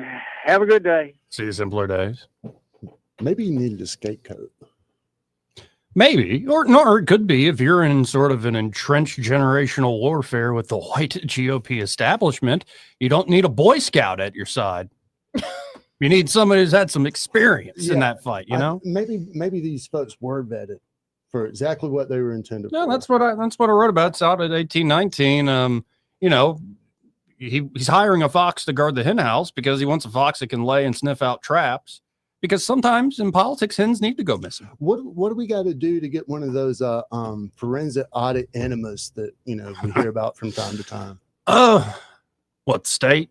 State would probably jump in on that. Federale, state. No, the Fed's good too, but somebody should be talking to the AG's office.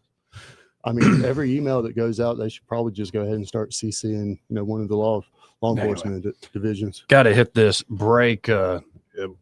Before I hit the break, though, this part of the program brought to you by Pest Pro Services, and their Pest Pro, Ashley, and that fantastic team are ready to help you out, especially as we head into these colder months. I'm loving waking up and it's 40-something degrees outside. That's fantastic. Really like that, but it's going to get even cooler. And if you're shivering, if you don't have the heat on, you better believe those wildlife creatures, those little critters outside, they're looking for a warm place. So if you're worried about squirrels or God forbid, raccoons or mice or even a little chipmunk, you don't want those to get inside and start eating away and disturb your peace inside your home. That's why Pest Pro now has this wildlife protection program. If you think you already have an issue, say a squirrel in the attic, they can remove the squirrel, get it out. But they're not just going to get the removal done. The whole point is long-term prevention. So they're going to be checking your whole home to resolve exactly how they might be getting in, or maybe there are certain conditions around the house that are attracting that wildlife to you. They focus on practical, effective solutions. It's a really great service they offer there, Pest Pro. And while you're at it, you might as well get on their monthly subscription for basic pest control needs. You'll check out Pest Pro Services today. You can always learn more at ppsriverregion.com or search Pest Pro Services on the Book of Faces or call them direct at 265-9990. That's 265-9990. And be sure to tell him that Joey, that fellow on the radio, sent you. He may not know whether he's coming or going, but whether you're going to work or coming home, Greg Budell is there. Mornings, 6 till 9, and afternoons, 3 till 6. Only on News Talk 93.1 FM, WACV. Hey, guys, this is Todd Clark with River Region Contracting, your premier roofing contractor in Central Alabama. So remember the name, River Region Contracting, for all your roofing needs. We're not affiliated with any other roofing company in the River Region. We've been in the roofing business since 2005. We don't have to buy our leads, and we don't have to knock on doors when the storms come around. We have thousands of satisfied customers throughout Central Alabama. So call us at 334-356-8635. That's 334-356-8635. Clogged drain? Overflowing septic? Don't panic. Call the experts who've been solving plumbing problems in the river region for more than 50 years. The Tierce family's local Roto-Rooter team specializes in fast drain cleaning, septic repair, and installation. One call and your troubles are on their way down the drain. That's 272-7130 or visit rotorooteralabama.com. Roto-Rooter, always here when you need us. Oh, Roto-Rooter, that's the name. And away go troubles down the drain. Roto-Rooter. CBS Tonight is NCIS Night with new seasons of NCIS, NCIS Origins, and NCIS Sydney. Possible abduction of the Marines. We need to move. Anybody is a potential target. We're going to do what we do, and we're going to figure out answers.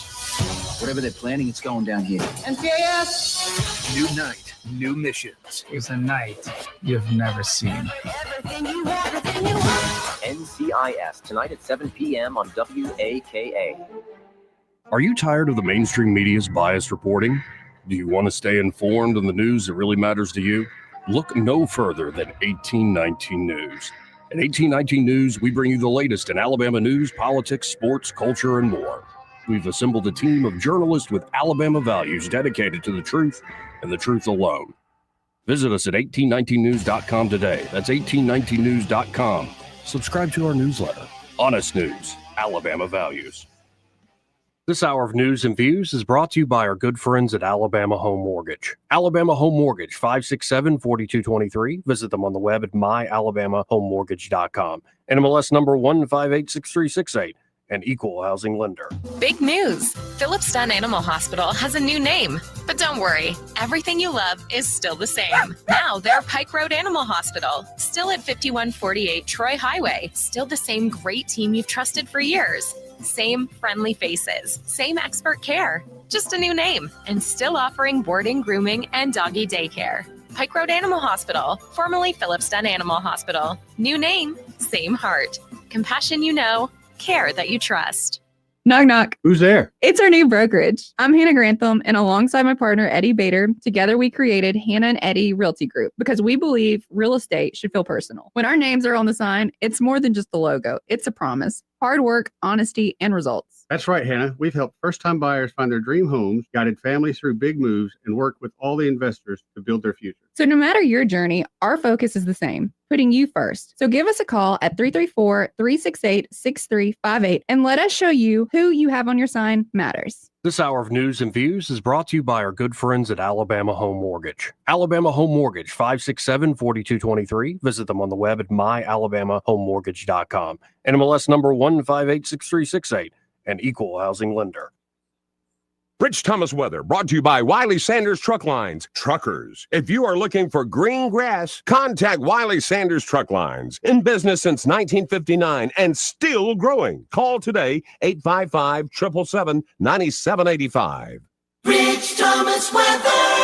Well, hi, everybody. Pretty quiet forecast today. It's a nice day with a high temperature in the lower 80s and a good bit of sunshine. There is a reinforcing front that will be moving through the area this evening. I think it should be a dry front. And overnight tonight, look for a low temperature down to about 50. Wednesday will be noticeably cooler with a high temperature only in the lower 70s. I've got us around 74 and down to the lower 40s perhaps by dawn on Thursday morning. Mostly 70s for a high Thursday, Friday, and Saturday, and dry at least through the daytime hours Saturday. From the Blue Water Weather Center, this is Rich Thomas. At CB&S Bank, we've been meeting the needs of our customers since 1906. Need help setting up new business goals? Our line of commercial loans can help you achieve them. Go to cbsbank.com to find a location near you. All loans subject to credit approval, member FDIC, and equal housing lender. When news happens, you'll hear about it first. The River Region's most trusted voice. News Talk 93.1 FM WACV.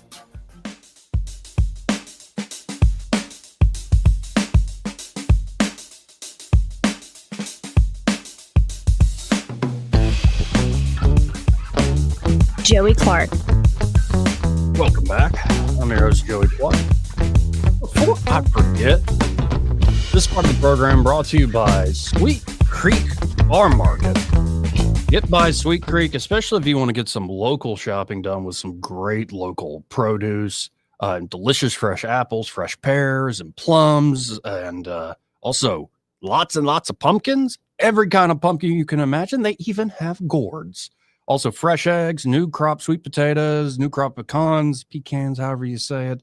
And then all sorts of candies and like chocolate candies and cakes and pies. And don't forget the hubcap cookies. They call them that because they're big. And the best playground for kids. Yes. And adults.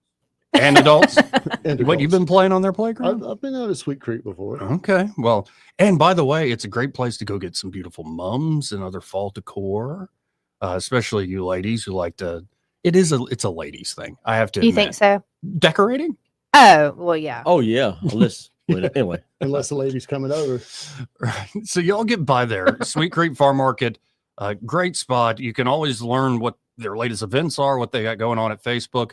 But in particular, get by C. Reed Ingram. He's the mind. He's the man behind this great establishment. Get by C. Reed Ingram there at Sweet Creek, just 2 miles south of Taylor Road on 231. And be sure to tell him that Joey, that fellow on the radio, sent you. Now in studio we have, yes, Madeline Cannon and Byron Shee, but also El Milner is here today. How you doing? Man, I'm doing awesome. How y'all doing? Oh, we're all right. The party just walked in. The party just walked in. Oh, yeah. Okay. the party crasher. Well, you might have heard some of the back and forth a little earlier in the show. Mm-hmm. What do you make about the first big thing, the wanting to hire Donald Watkins Jr. to $120K? This is part of the course. This is nothing new. Mayor Reed's been doing his corrupt thing since the beginning. Called the guy, did he call him a lifelong friend? Oh, yeah. How many of us have lifelong friends that are fraudsters and crooks, thieves?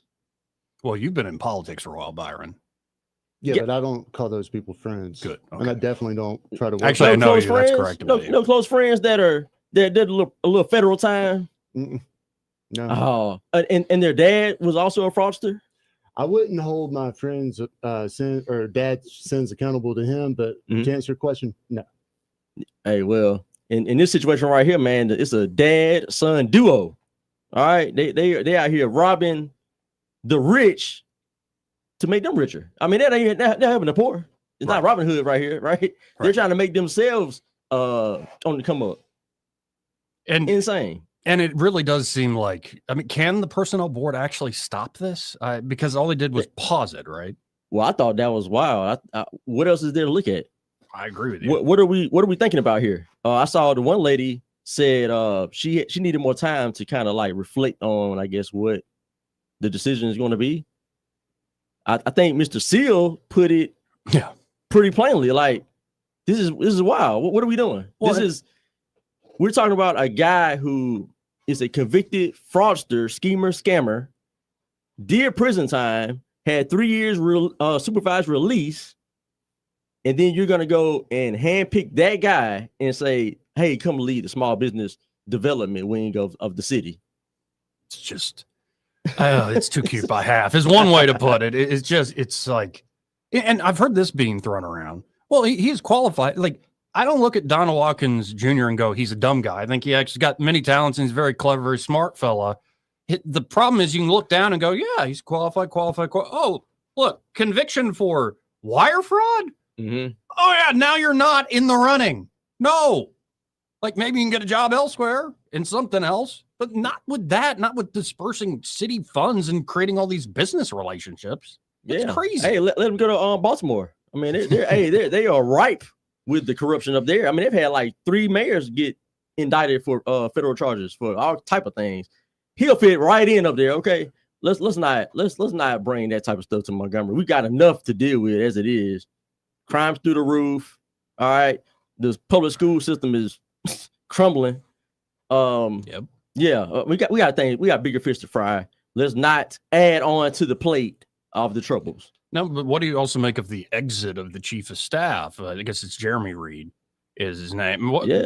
Only a year into being chief of staff, and they're gone. Something else right there. I don't know, man. I heard he was a little bit upset. I heard he got mad and stormed out of there. I've heard that too. Might have broke a door or something. I don't know what happened. Hey,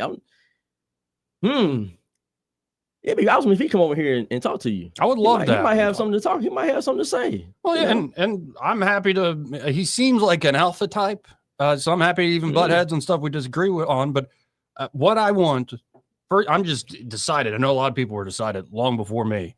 But the mayor, Stephen, needs true competition. He really does. I think that is what will make the city better. It's not because there's a lot of talk going on, and we will continue to talk. But you need somebody to throw their hat in the ring, say, you know what, I'll lead this city and I'll lead it right. And here's where you've been wrong, and prosecute the case against the mayor. Yeah. And what I've been saying is whoever that person is going to be, go ahead and get out here like sooner than later. Don't wait until the last minute and say, oh, I'm going to jump into this race, because you're going up against a behemoth. All right. So you need to go ahead and state who you are and what your plans are, so we can get this ball rolling, because it's going to be an uphill battle. I think people wait until the last minute because they fear the reads and the retribution. What do they fear? You tell me. I don't know. I guess getting cut off from the system. Why do you want to be part of the system? So you can be on the tape, man. So you can have a spot at the trough. That's the dumbest way to try to make a life that I've ever heard. How politics work? Have you ever heard of the third temptation of Christ in the desert?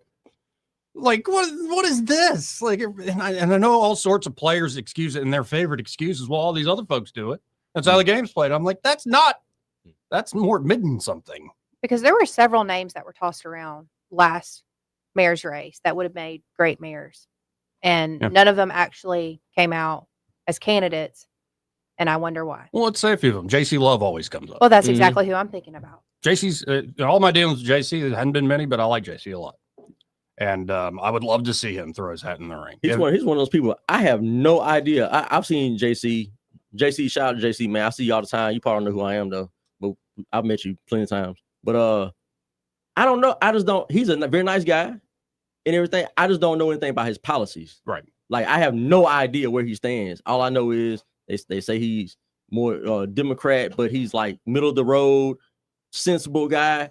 But I don't know, I don't even need policies, man. I just need honesty and discernment. Just give me those, man. I don't care. Be Democrat, be liberal. I don't care. Just be honest. You mean have a little transparency? Like be transparent in things? Like, Mayor Reed has got this thing where when we call him out for the crime or for appointing a guy who's a fraudster, schemer, scammer, he wants to tell us, you guys are trying to, bark up the wrong tree.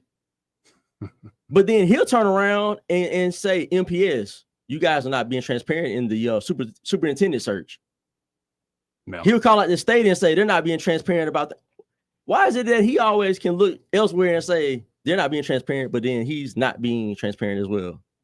Yeah, it's like sort of a sad, classic political move. And they might even say, actually, I've had the mayor sitting like right there, and a caller came after him, and the mayor can defend himself just fine, especially when it's a caller yelling at him. He doesn't need any help in that regard, but he brought up like the caller got offended. Like, how dare you talk to me? I'm a taxpayer. He goes, well, Trump talks like this. I think that's what Stephen Reed said. He said, well, Trump talks like this, and you like what he does. And I'm like, you know what? That's maybe what it is. We got all these like little copycat baby Trumps that are nowhere near as talented or successful as Trump. Right. But it's sort of the era of like them really exposing themselves for who they are. Like, if we just pay attention, they'll show us their true nature. Yeah. And just because you got different politics is not doesn't make you immune from running into that stuff. I don't know. I would like to think local government really is a matter of relationships and just being straight up with one another, realizing the problems and tackling them together. And you occasionally hear the mayor talk that game. But how many years are we into his tenure? And especially on the crime front and the police department not seeing the results. We're the 6th year in, I don't know if people are aware, since we're talking about Mayor Reed and the city council and everything, the agenda tonight, number 18. All right. I'm going to read it verbatim. Okay. Ordinance amending ordinance number 51-2023, section 5-13, as amended. Council rules of procedure to limit individuals from addressing council on the same subject to once a quarter. That is sponsored by yours truly, CC Calhoun. All right. Shocker. What's up, CC? So That's nuts. I'm not the smartest guy in the. A lot of y'all out there know I'm not the smartest guy in the world, but that seems to be trying to limit us down to calling out certain things that we all see that are prominent issues in the city. Right. Well, and it also, like, you don't need a blanket rule. Like, 'cause I can imagine a situation where somebody's coming down there and it's not even a germane issue, like a big issue, and they're just a broken record. Where you're like, maybe you look at that one person and go, stop it.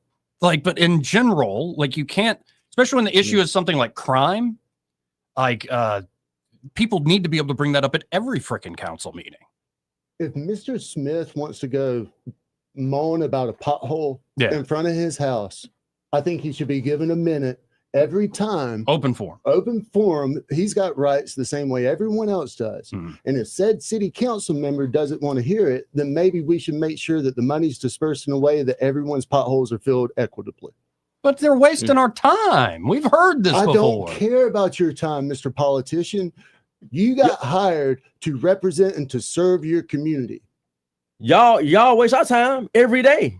Saying all this nonsense and treating us like we're stupid. I'm sorry.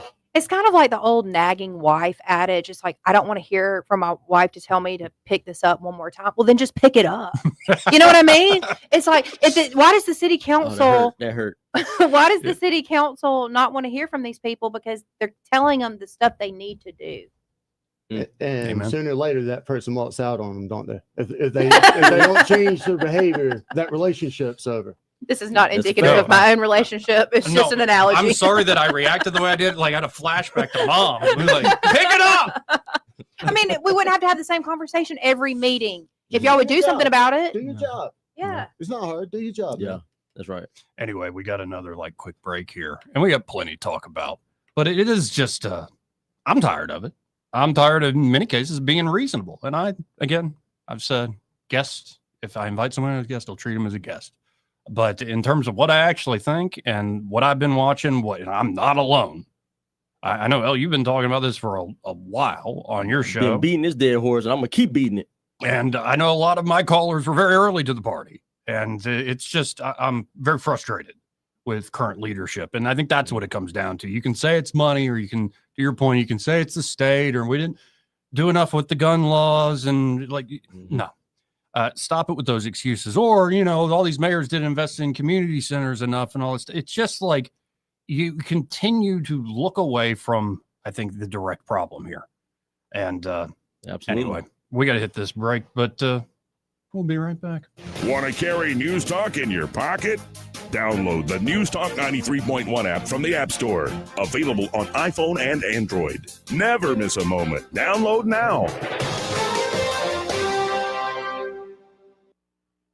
Welcome to Eclectic Coins, Montgomery's largest coin dealer, specializing in buying and selling investment-grade gold and silver coins. And they have a large selection of rare coins and coins from around the world. Visit them at 543 Northeastern Boulevard or on the web at eclecticcoins.com. Eclectic Coins, where collectors who know go. Fox tonight. It's a night of murder and mystery. First, a new case unfolds on murder in a small town. So we got? Looks like a body dump gone wrong. That could be our crime scene. Then, on an all-new dock, Did something happen? tensions rise and secrets emerge. Your father filed an HR complaint against Dr. Lars. And a week later, he was gone. Something's not adding up. You open the door. I need to know what's on the other side. Tonight on Fox 20. Hi, I'm Cheryl Woodward, account executive with Blue Water Broadcasting. Why should you advertise with us? Did you know that more Americans listen to radio than use Facebook each week? Did you know that 77% of listeners would try a brand or product endorsed by their favorite radio personality? Contact me, Cheryl Woodward, by going to bluewaterbroadcasting.com to find out more. Blue Water Broadcasting, local folks helping local business. This hour of news and views is brought to you by our good friends at Alabama Home Mortgage. Alabama Home Mortgage, 567-4223. Visit them on the web at myalabamahomemortgage.com. NMLS number 1586368, an equal housing lender. The premier place the River Region turns to for news, weather, traffic, and opinion. News Talk 93.1 FM WACV.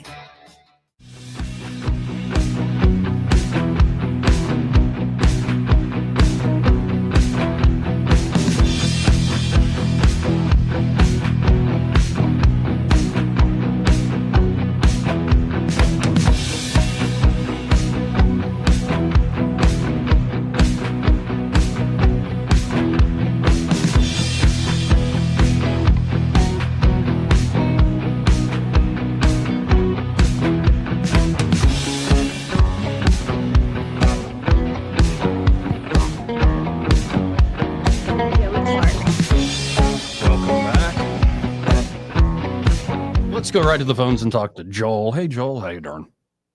Doing great. I want to encourage all your listeners to call the probate judge, Judge Love, and encourage him to run against the mayor.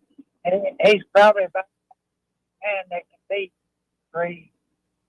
So you're giving your vote or your encouragement to Judge Love.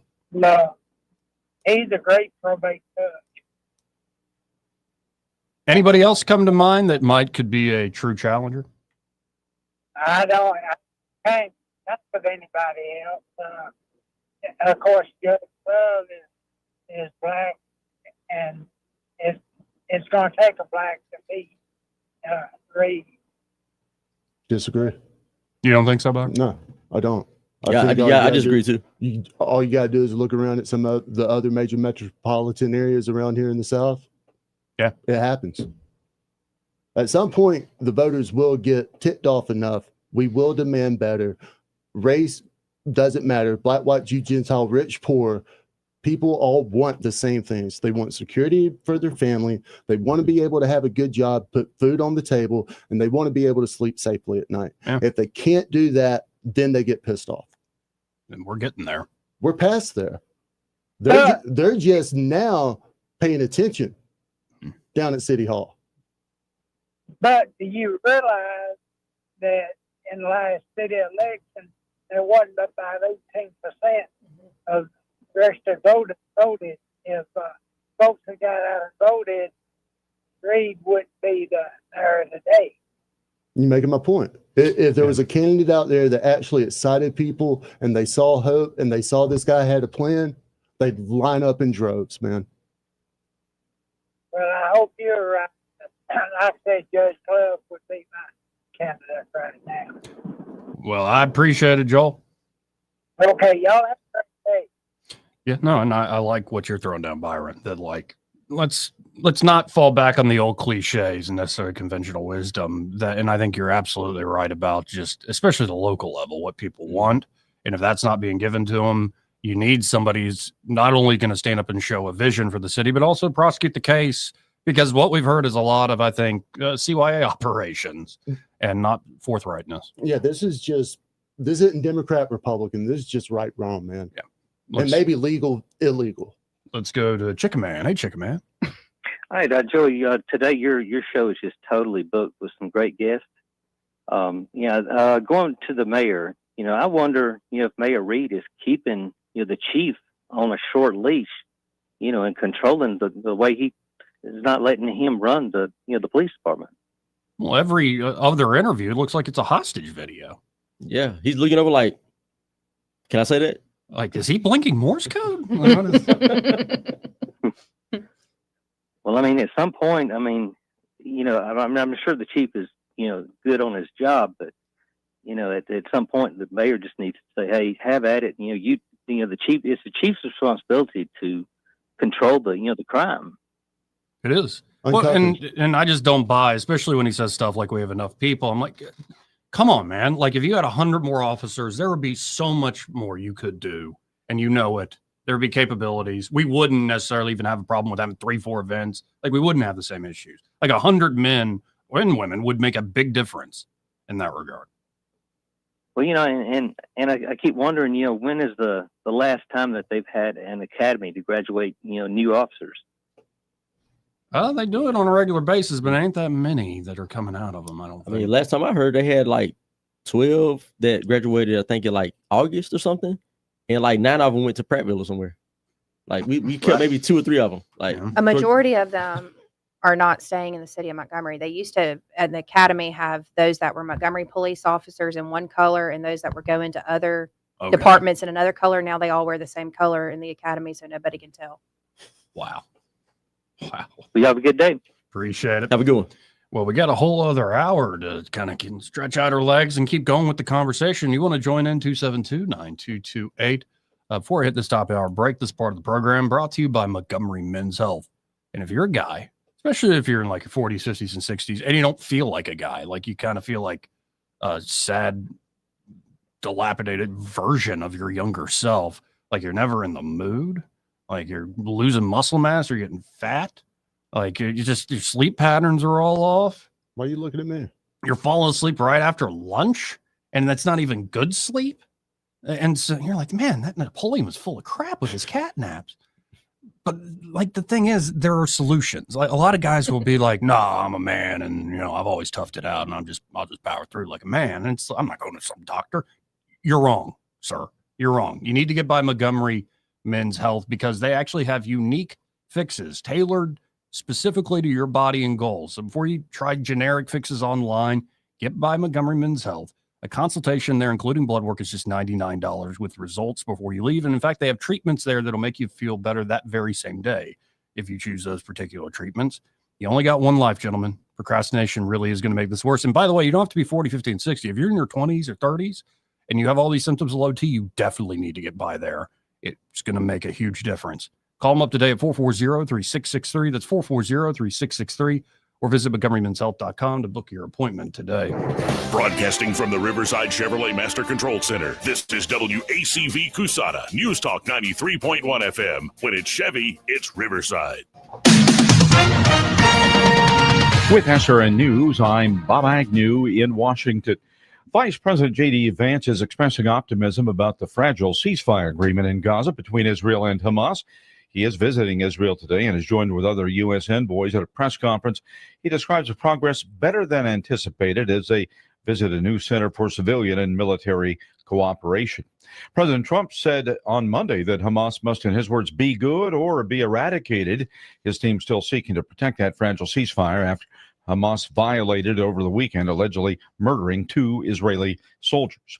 As a government shutdown enters its 4th week, Senate Republicans going to the White House today to try and show unity with President Trump about their policies moving forward. The Senate Majority Leader, John Thune, says they will not cooperate with Democrats who are demanding $1.5 trillion in new spending. This is SRN News. Hey, I'm Mike Slater. My dad passed away at the age of 63. It's out of nowhere.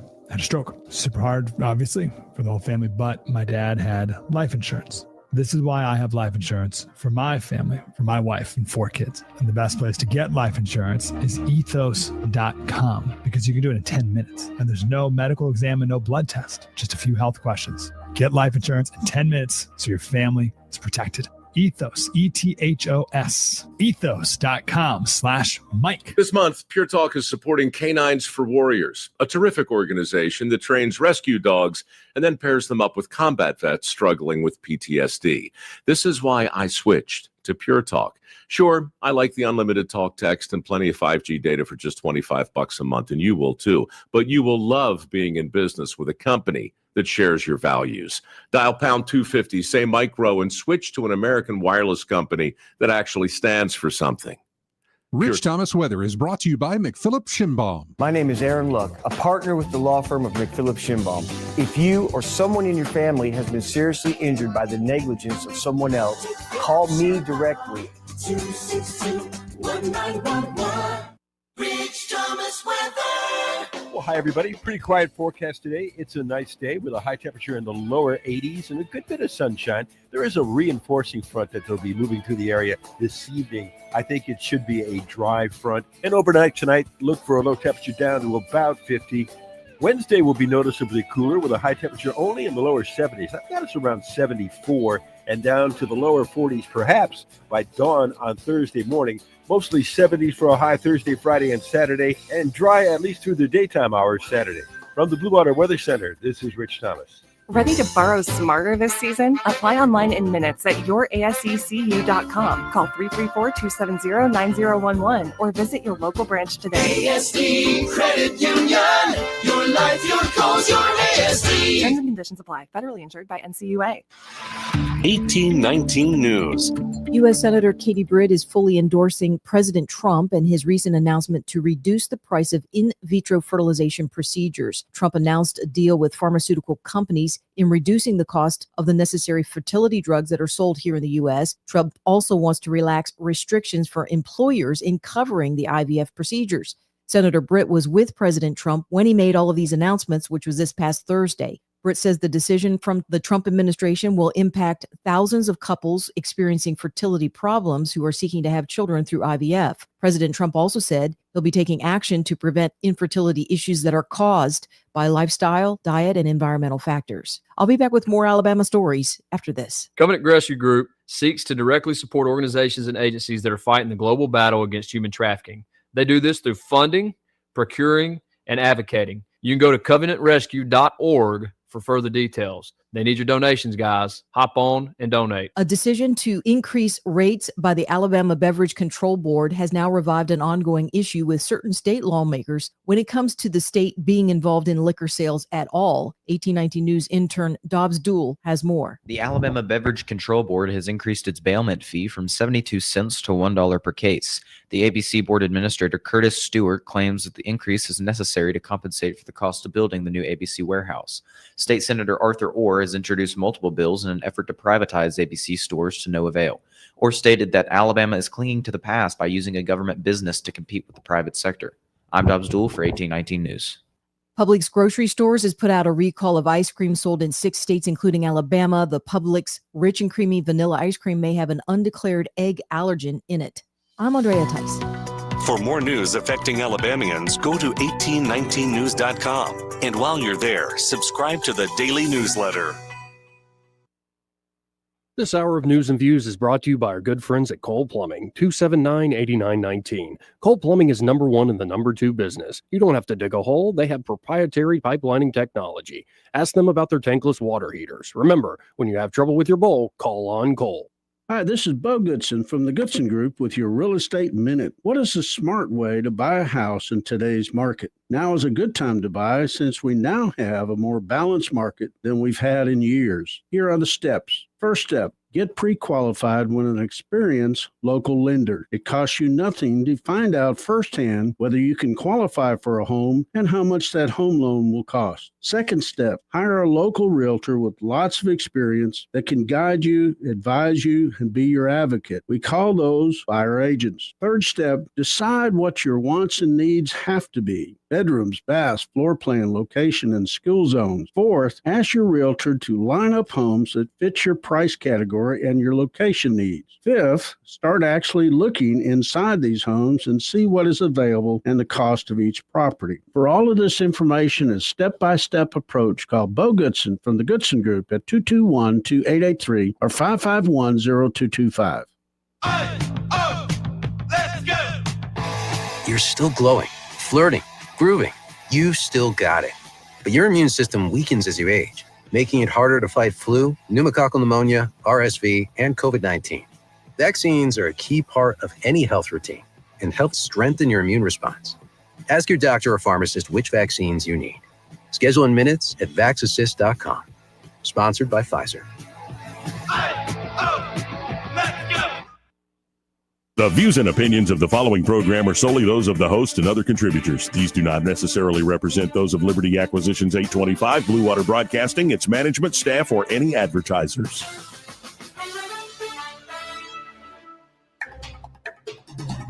It's time for Montgomery's conversational radio show. It's news and views on News Talk 93.1 FM. To join the conversation, call 272-9228.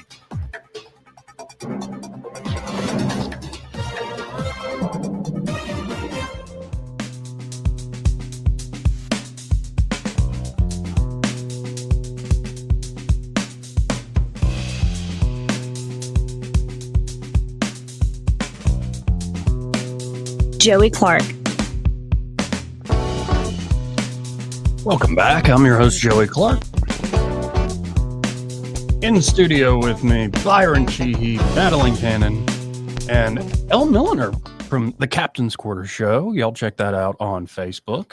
And one thing you were requesting to talk about, Elle, and I'm happy to talk about it, is just kind of the differences in culture and your own experience. Like you were describing how, like, you're on this show right now, or maybe you're doing your own show, and then you might go on another show. And like, and just to be explicit, there seems to be a very different way white folks and black folks talk about a lot of these issues, in particular, something like crime, or just the different ways people kind of go about treating one another. as we're putting together these political coalitions. So to kind of flesh that out, like, what has been your experience? Yeah, so people that know what I talk about, I don't believe in that race even exists. It's not real. We're all just human beings. Okay. So, but what we do have is we have cultures, right? Now, do people that look the same typically have the same culture? Yeah, right. But you can look any kind of way and have any type of culture, any type of way of life. Right. Now, with that being said, I've been on other platforms. Mm-hmm. All right. I'll try to be as general as possible. Some people are gonna know who I'm talking about, but I try to be general. So I've been on another program and the topics were talked about in certain ways where it's more of an emphasis on the color of somebody's skin being in a certain position.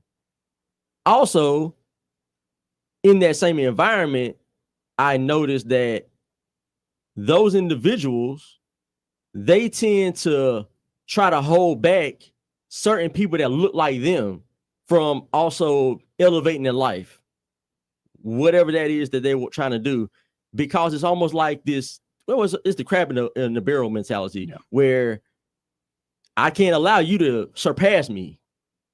God forbid that happens, right?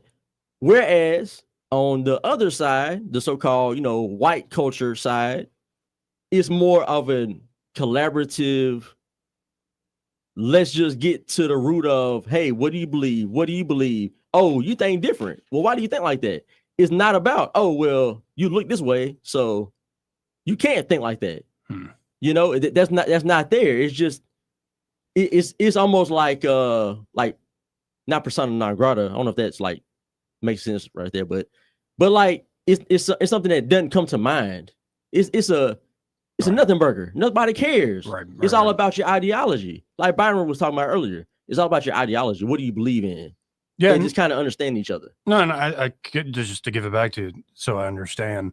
I mean, there's plenty of crabs in the bucket and jockeying for position and status and power in every society. Sure, absolutely. And especially the white community. But to your point, it doesn't seem like once I've expressed the same sort of race abolitionist view that race is not, it should be about as important as your astrological sign. Like it exists. It's like there are biological facts, but it isn't what actually dominates you. For instance, I would say, despite my long hair, Jesus didn't look like me. Like didn't look like I think any of us in this room necessarily. And yet, this is like at the core of it is through him, you transcend these things. And it is not always top of mind. It is not always the driving, say, wedge or cudgel that is used in order to play those status and power games. And one thing I've definitely, because you asked me off air if I'm black, and I'm like, well, I don't know. I'm, I guess, Slavic, like Polish mostly. But I have realized, talking to a lot of black conservatives and just watching a lot of and reading their books and watching a lot of their commentary, that the vitriol from black Democrats towards black conservatives is on a whole other level. Like I could say stuff that'll piss off Trump supporters. I could criticize Trump, but it's still not the same sort of vitriol as like you sitting here talking to us right now. The names folks will probably call you or at least think. I mean, has that been your experience? Absolutely. Yeah, absolutely. And like a couple shows ago, we kind of got into it, and I was talking about you said if I bring up that race doesn't exist, what's my reaction that I get from people? And like when I talk to so-called white people, they're like, I don't necessarily agree with that, but that's interesting, But when black people hear that, oh my gosh, it's instant hate, anger. Like what? Like how can you say that? As a black man, how can you say that? I told you I'm not black though. I'm not black. Well, what do you mean? Like it's almost this thing where the identity, the color trumps everything. Pun intended. It trumps everything, right? Because you can't just be a God believer. You can't just be a family man. You can't just be an American. You gotta be a black dad, a black family, a black American. a black Christian, like that has to lead the way. It's these people are lost, man. I don't know. Y'all listen out there. I know this part sounds like Chinese or something to some of y'all, but I'm telling y'all, I've been behind closed doors. All right. I've been in the room listening to some things that get talked about and how people get talked about. What gets said. Certain people have like so much hate. They can't really explain to you where it comes from, why they have it, but it's there. It's been ingrained from I don't know, birth. I don't know, man. Was they in the womb when it was going? I don't know. But they have this thing where they need to hate white people to a certain extent. You know, like everything that they can't do is because white people are controlling everything. But yet they have their own radio. They have their own whatever media. They have their own cookie stand or whatever it is. But it's like, blame the white guy. Well, and it gets into like, and we were talking off air. People will question who's paying you. Like, there's no possible way you could actually believe the words coming out of your mouth. It's just there's just no way. And then I have the same response sometimes to, you know, some people are smarter than others, but a lot of the folks that use race as a political cudgel, I'm like, you really believe that? And I think half the time, no, it's a useful political cudgel. Now, in other instances, we were having an interesting conversation off air. If you look at the generation, like say a couple before us, like our grandfathers, especially in the Black experience, there was a need for sort of solidarity and kind of sticking together. And I think there is a little bit of like, we don't want to let go of that because it helped us advance a good bit. But it also seems to be counterproductive. In the way I would put it is it's kind of like, and I've said it many times on these airwaves before, it's like we keep going back. Look at the progressive movement. And it's not even a race thing anymore. The progressive movement always keeps coming back to this town, to the civil rights movement. And it's like they're trying to recapitulate it, recreate it over and over again to where you get the absurdity of Joe Biden saying like trans children is the civil rights issue of our time. And I'm like, wait, how do we go from marching from Selma to Montgomery to sex changes for kids being the civil rights? There's something very weird and odd here. And so I would look to the person wanting to respect their own experience, especially if they're older or they're well read in the history and have a lot of love for it, saying, it looks like the cause that you're hailing has been hijacked by a lot of folks that aren't really actually in solidarity with you, is the way I would put it. Absolutely. They're being used. They're just pawns in the greater scheme. All right, they're using the trauma that people that came before you went through, and then they're flipping that and saying, oh, we're gonna use that over here for people who can actually decide whether or not they want to be a different so-called gender. You can't even switch your gender. But matter of fact, I got a shirt on that says two genders because there's only two.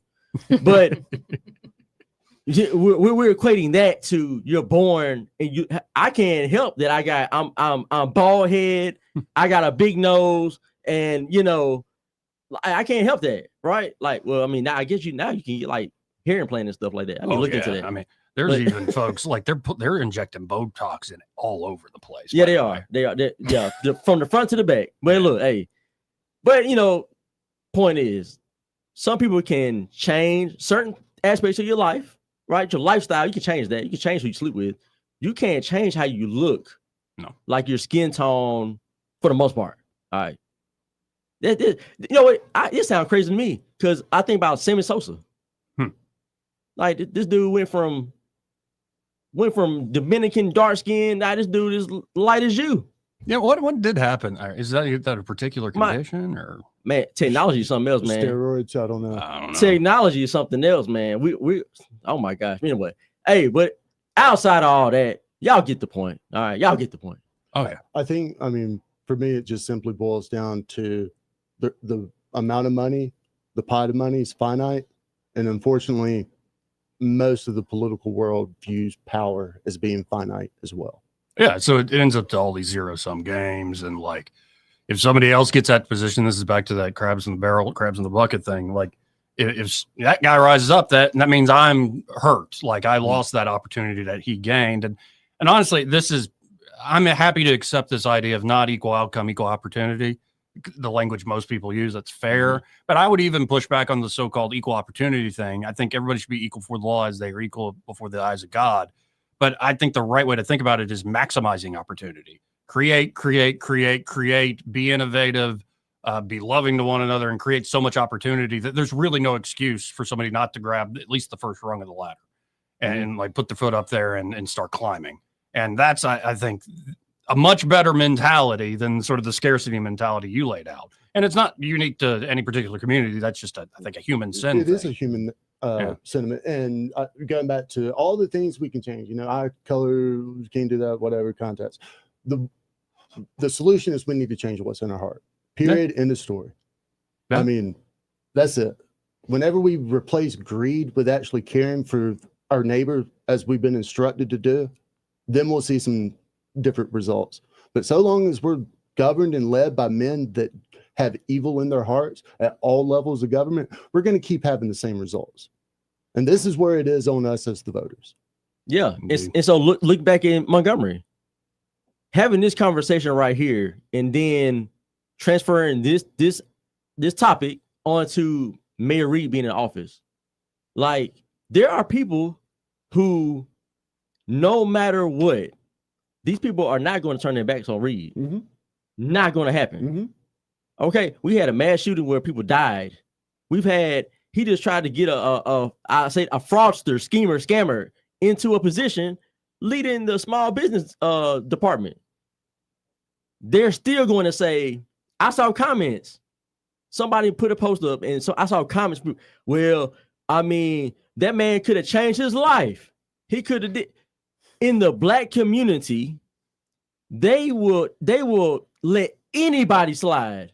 Okay, anybody, you can do anything, and they will say, but he can change, but God, but look, we ain't questioning the power of God. Okay, but when a person shows you who they are, believe them. Yeah. And you have people who, it doesn't matter what Reed said. Reed called himself diabolical. And they still went out there and voted for the man. There's something like when you said the heart has to change. Man, we've got, unfortunately, the hearts of way too many people are black. Your black skin, you ain't black for real, but their heart, your spirit inside you, yeah, that's black. Now, before I go to a call, I got to share something I wrote, in 2023. I won't read the whole thing. It's really just the beginning. Yeah, I'm sure you remember the story, like from 23, where it was the Auburn Black Student Union, and all these slurs against white people came out. And some of them I'm like, well, deformed DNA, decomposing form of humanity. I'm like, well, aren't we all totally depraved? No, we're not all Calvinists, but like, you know what I mean? Like, that seems way too universal. But I kind of want to just read the beginning of this because it's the points that you're making, saying my favorite white privilege, one I hope will soon be available to all races, is that I am rarely accused of being a race traitor for having the wrong political opinions. In fact, I can only recall one such accusation in my entire life. I am an unrepentant, pig-headed individualist on the question of race. To quote a fellow race abolitionist, Camille Foster, race is a malignant fiction. Racism, identitarianism, race pride, racecraft, all fruit of the same poisonous tree. Years ago, I went on a talk radio rant against anyone who would dare make a claim on my life on account of my race. I asked my radio audience to imagine some white fella sidling up to me with a wink and a nod, whispering, Joey, you know we're in this together.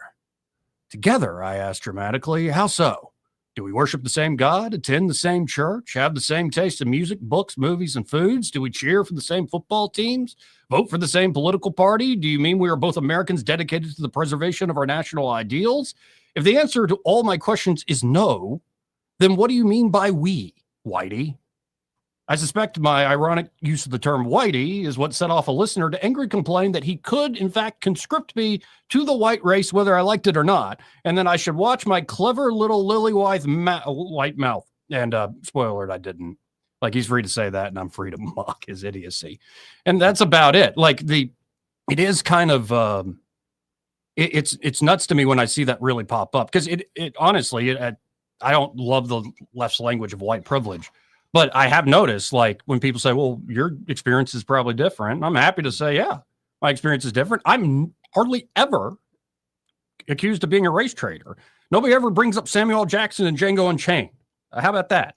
Like, this sort of stuff is like, whoo. And at a certain point, me personally, I'm like, well, like, what am I going to do about it other than kind of hope and pray that things improve? But it's a very real thing. And at times I'm pissed off about it. Other times I'm kind of resigned to it. But also I have hope that in particular younger generations, if they aren't taught the BS propaganda of the kind of hatred and the perpetual hatred and the race war and the class war and all this stuff, that actually younger folks will start to shift. And in particular, I think you are starting to see it with younger black men. And it's not just a race thing. I think a lot of them are going, what is this namby-pamby feminine party, like toxic femininity party called the Democrats? Like, they talk a big game, but I am not welcome there. And so that's my hope and prayer, is that as time goes on, more and more folks will just think practically about it all begins at home. I'm going to get my own home straight and in order, get my own house in order, and then we can build out from there. And there are a lot of folks that don't need to be told that, and God love them. So, we'll see. But right now, when you see the games going on in Montgomery, I'm like, well, you know what did set me off is I started reading into Donald Watkins Sr.'s like writings, especially as on his own website and stuff. Yeah, website, yep. And like, sometimes, when somebody does the same trick they've been doing over and over again, and it's like, you can just see it plain as day. Like, you don't even need Penn and Teller to show you how the magic works. That's right. And then you do the trick so much you get lazy in how you kind of, it's like a comedian who's told the same joke thousands of times and they just rush through it. So after you're convicted for premeditated wire fraud. The dad got 10 counts. 10. Oh, the dad is the one definitely more liable for what they did. And then you appeal, and the appeals court, which you can say, oh, it's the most conservative and white appeals court in the nation and all this stuff like that. But they reject your appeal. And in fact, to go, your argument about you had lawyers in New Jersey overlooked this. I don't think Charles Barkley thought you would be spending his money on back taxes and alimony, Don. So all that goes on. You're convicted. You fail on appeal. And then what you start writing on your blog is that I'm just like Nelson Mandela and Martin Luther King Jr. And it's like, you're a clown. He called himself a political prisoner. Sir, you are a schemer, a scammer, a fraudster. That's what you are. That's what you were convicted of. Yeah, it's crazy. I mean, he's from that school of if you say it enough, it becomes true. You say it enough, eventually people believe it. That's the Democratic Party. That's human nature in general. Yeah. I mean, look at any party. The propaganda is you say it long enough, people start to believe it. Well, and Mayor keeps saying the crime's down. Maybe the crime will come down. That's right. But this is why this is the culture war, because everybody has an agenda. So when people always tell me, well, you're for the agenda. Yeah, everybody has an agenda. Okay. God has an agenda. Christ had an agenda, right? So everybody does. Now, which side of the coin are you on? Yeah. Are you pushing, is your agenda to take, rob, and steal from people? Is it to bamboozle people? Is it to deceive people so you can get into power and do what you and have free reign to run the airport and run a city school system and run the waterworks and run everything else? Is that your ploy? Or are you on the other side saying, look, we got an issue with crime that's out of control. We got to fix that. We got to get more officers in here. Are you going to focus on areas that are going to build up the city or destroy the city? Yeah. That's what it comes down to. Everybody has an agenda, though.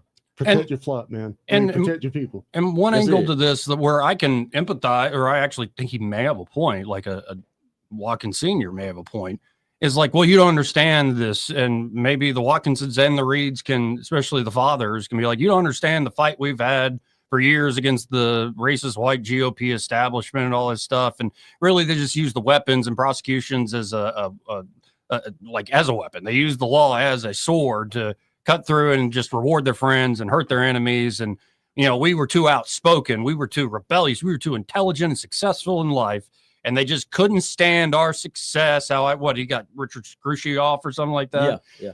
And they just couldn't. So they came after us. I'd be like, you know what, Don? I think you maybe that is the way the world works to a certain extent.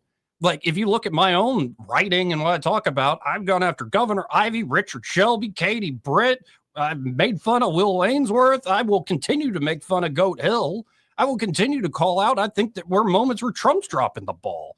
Like, don't be naive. Like, everybody's, especially in the political game, a bit corrupt. That's right. And I've done the same thing as far as like Trump, because it's always I'm a Trump, loyalist or whatever. Right. I'm not loyalist to any man.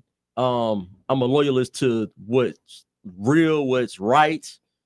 So, but anyway, to your point, like, yeah, Senior is able to put out this letter, say a few keywords, always just keywords, right? You got to throw a little racism in there, a little political prisoner. You got to put in there a little oppressed and, certain words. And so people reading that are going to just say, it's like being a zombie. They're just zombie reading. They're like oppression, racism, white supremacy. And it's like, that's all it takes. Well, it's kind of like when all the years ago, I was trying to have a discussion with one of my friends about my age at my house. My dad's there, like cooking, like he loved to do like these chicken thighs where he'd go get thyme from the garden. Gary out there clipping thyme.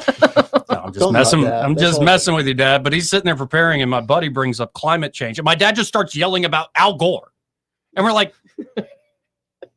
And I'm like, that's not the conversation we're having here at all. Like, you've been trained by Fox News. Stop it. Stop it right now. But he wasn't wrong in that. Yeah, I know. And he started yelling about ice core samples too and stuff. It was just the whole thing. But like, it is funny sometimes. My dad's, I'm making fun of him, but I really do love him and respect him. Sounds like a good guy. Yeah. He got out of here. He's living on the coast now.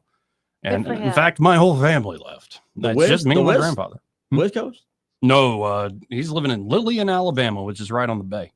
Oh, right across okay, from cool. Orange I was Beach. gonna say, man, he downgraded. Man, you gonna move to California or something? He always wanted to live with farm, and it's farmland, and then coast, and it's just kind of the perfect setup. One of the things that kind of irks me about all of our political prisoners that we have here in the United States of America is we act like we're not just blessed on our very worst day. Yeah. On our worst day, we have it better than 99.9% of the people who's ever walked on the face of this earth, and yet somehow we're still victims. And by the way, and I think some of this is obviously the names and the family names, the Watkinses and the Reeds and stuff, and then the convictions and all the controversy over that. But I think most people will admit we all are a little bit corrupt. And if you really think about it, and you're put in a position of power and have to make big decisions, you're not going to be perfect. You're going to sin along the way. But people will tolerate, even you hiring a fox to guard the hen house, will tolerate a few hens going missing. If, in fact, we're still getting plenty of eggs and you're still getting results. People won't complain too much. But the problem is when the results aren't there, the corruption becomes heightened. Everybody's like, man, you're stealing a lot of hens. Yeah. You can shear the sheep many times, but you can only skin it once. I'm confused by it all too, because he being Mayor Reed seems to have plans for bigger office. That's always something that's rumored. Yes. And you would think that he would want to put his best foot forward in how he leads Montgomery, to have a blueprint for what he would plan to do in the future. Because it doesn't matter about the crime. The crime part is something so totally separate. Like, this is my view of this. He's focused on economy. Like, everything he does is geared toward building the economy, bringing in Meta, Facebook, Amazon, et cetera, right? EJI downtown. Like, he's making sure he's building up that aspect. Forget the crime, because the crime is just a method. And I heard Joey talking about this like the other day, maybe yesterday, the homeless issue. Like, homeless issue, crime. Those two aspects are just utilized really mostly by the Democratic Party. It just is. You look from city to city, it's the same playbook. Crime is through the roof, homelessness out of control. What do? Bring in programs to government programs to fix it. So you created the problem. Now you want to bring in government programs to fix the homelessness with all these tiny homes and put in millions and millions of dollars. See Birmingham for this people, but they're already doing this. Then you got the crime through the roof. What do? Bring in Live Free initiative. They use it in Chicago, doesn't work. They use it in St. Louis, doesn't work. That's what upsets me. It'd be one thing if you brought in a solution that actually has demonstrated that it works, but to bring in failed policies time and time and time again, and all of a sudden expecting it to work this time, or that the taxpayers won't notice that it's not working. That's what just trips me out. Like, how do these people sleep with themselves? Or you'll see that all these mayors from all the major American cities all meet together, have this big, round table on what to do, yet none of them have successful cities. Yeah. No, I'm like, what are you doing? Spitballing how you can screw your city even more? And we got to hit a break in a second, but I think what the mayor's doing, I think he does have that ambition. But you got to think about what's the audience he's trying to reach. He's on MSNBC, he's on CNN, national donors. Think of all the money, and God love On him, his but book tour. Brian Stevenson with the Equal Justice Initiative, like the amount of that. Who are they? Who is that for? Like, it's probably not for locals necessarily. No. It's more to attract a huge tourism in a certain crowd, mostly liberals. So I think the mayor, I've made this point to his face, saying if you do really good jobs, you'll be rewarded. But I think he's realizing also he's got to play to the national party and the way the game is played. I'll admit, I don't know all the ins and outs, all the necessities and little things he's having to face as he tries to climb the ladder of the Democrats. But I look at what they're doing right now. I'm like, it's not working. Oh yeah, the pressure is on. That's why he had to go to Chicago for Kamala Harris when she ran the campaign. Like, yeah, that he's having to answer for certain things. So he's definitely, that's why he's trying to implement these programs. Well, we got to hit this break. 272-9228. If you want to get lined up, we'll go to phone calls after this break. Before I hit the break, though, this part of the program brought to you by Josh and Leslie Ryder there at Dillon Rings. FYI, Leslie is back at Dillon Rings working limited hours, but she's building up. It is after that very serious medical scare. Thank y'all for all the prayers. Great to hear you're getting better every day, Leslie. And y'all stop by, at least say hi to her. And then, of course, look at the great inventory she helps put together, that she does put together. Look at from high-end to everyday jewelry. Of course, maybe you want some custom design work made by Josh Ryder, the man himself over there at Dillon Rings. His talent is second to none when it comes to whether it's poignant or fun or just being creative. Like, you had a dream, he can make it a reality. Of course, they also do repair work, including watch repairs, battery replacement on watches, spa treatments for that jewelry that's older that you still wear that can shine and shimmer like it's brand new again. Appraisals, they buy old jewelry. The point is they do it all. So y'all check out Dillon Rings today. That's 119 Brown Springs Road here in Montgomery. And be sure to tell them that Joey, that fella on the radio, sent you. He may not know whether he's coming or going, but whether you're going to work or coming home, Greg Budell is there. Mornings 6 till 9 and afternoons 3 till 6. Only on News Talk 93.1 FM WACV. What's your biggest investment? More than likely, it's your home. So treat it that way when you hire a painting contractor. At PBS Painting, there are no gimmicks, no $99 specials. Just quality painting and someone who treats your home with the same respect that you do. At PBS Painting, we have been painting for years and look forward to many more years to come. With PBS Painting, the job gets prepped properly, whether it's cleaning, scraping, or priming. We always use quality products, which is a must for a quality paint job. So if you're looking for a painter that doesn't need upfront money and is on the job at all times, then please give me a call. Scott Bowers and PBS Painting, 294-5122. That's PBS Painting, 294-5122. Look at some of our work on Facebook at PBS Painting Montgomery. Looking for insurance, or maybe you're just not satisfied with your current carrier? How does quality coverage with local service and competitive rates sound to you? The folks at Stark Agency offer just that. Whether you need insurance for your business, car, home, or life, Stark Agency can help. As an independent insurance agency with over 20 of the top insurance carriers, Stark is sure to find the perfect match for you and your loved ones. Visit their site at starkagency.com or give them a call at 334-263-5535 for a quote today. I'm Jim Smith with Adams Drugs. At Adams Drugs, we offer a wide variety of services, including delivery, compounding, wellness clinics, and immunizations. Now is the time to visit any Adams Drugs location and get your flu shot. Getting an annual flu shot can help prevent you from getting the flu, reduce the severity of symptoms if you get the flu, and prevent serious complications such as hospitalization and death.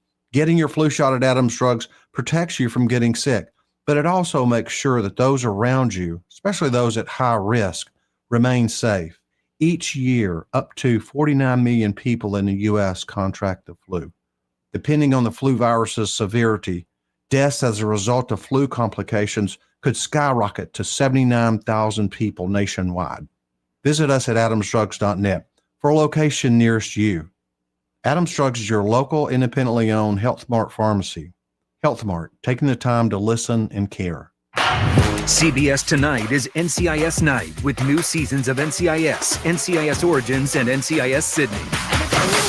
Possible abduction of the Marines. We need to move. Anybody who's a potential target, we're going to do what we do, and we're going to figure out answers. Whatever they're planning, it's going down here. NCIS! New night, new missions. It's a night you've never seen.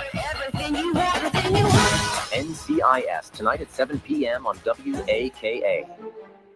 This is David Ernest from the Health and Wealth Show, and if you can hear this, we want to come see you. You heard right! David Ernest and the crew from the Health and Wealth Show want to come to your town just to say hello. All you have to do is let them know who you are and where you are. It's as simple as that. It can't be that simple. Oh, yes, it is. What do we have to do? Write your name on the back of a $20 bill. Then, sorry, that's the wrong offer. If you would like David Ernest and the crew from the Health and Wealth Show to come visit you, call toll-free 833-596-7233. That's 833-596-SAFE. Tell us your name. Tell us where you are. Tell us your phone number. And maybe we'll come see you. If that method is not to your liking, get on Facebook. Go to Ernest Financial, Montgomery, Alabama. Click on the page. Then click on the pinned post at the top, and there's all the information you need. David Ernest wants to come see you. Brought to you by Ernest Financial, LLC, serving the community for over 40 years.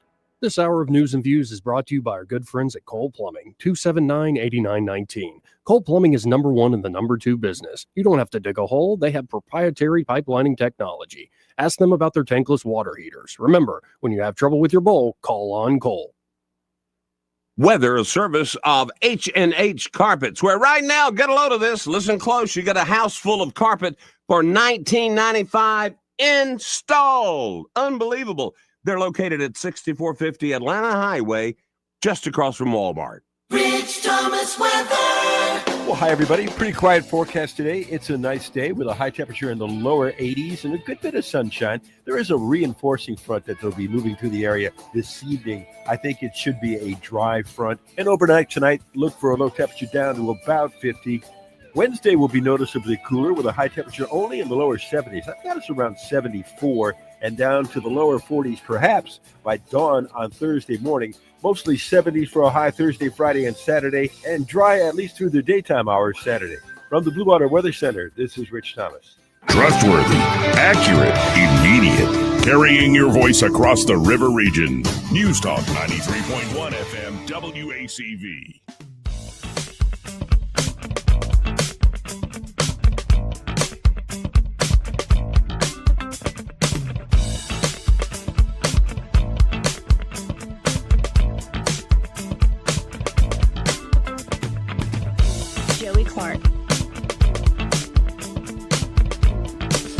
Welcome back, folks. I'm your host, Joey Clark. Got a packed house today.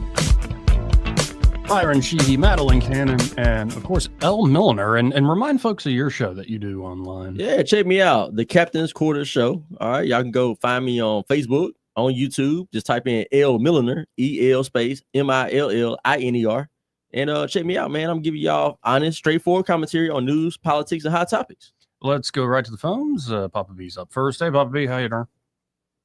Hey, yeah, great show. I really enjoy this discussion here going on. You know, Byron, I tell you the truth about it. You know how you see groups that are the terrorists and all, they hold the population hostage, basically so that no good thing can be done to get rid of them. You know, they hide behind things like kids in school and that kind of thing. It's just not that much different than what goes on with the Democrats. They hold our kids hostage in these school systems that are just worthless, absolutely worthless.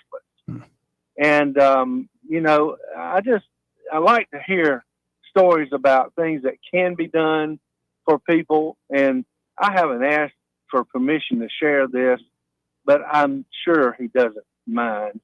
My sister-in-law's dad is Ronnie Baines, Coach Baines, as he's known, and he's known widely, especially up in Tallahassee, where he coached baseball for years and did a really great job. But he and a few men up in Birmingham just had enough, and they just took it on themselves to just go ahead and open up a inner city private school.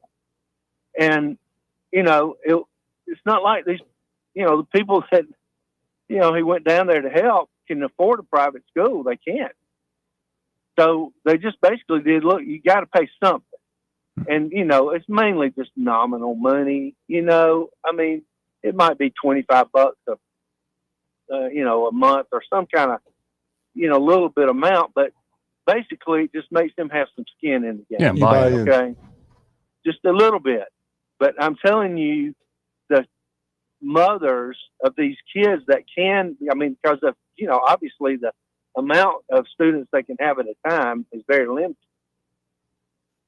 But the mothers that come in crying, weeping, they're telling them how much they appreciate it.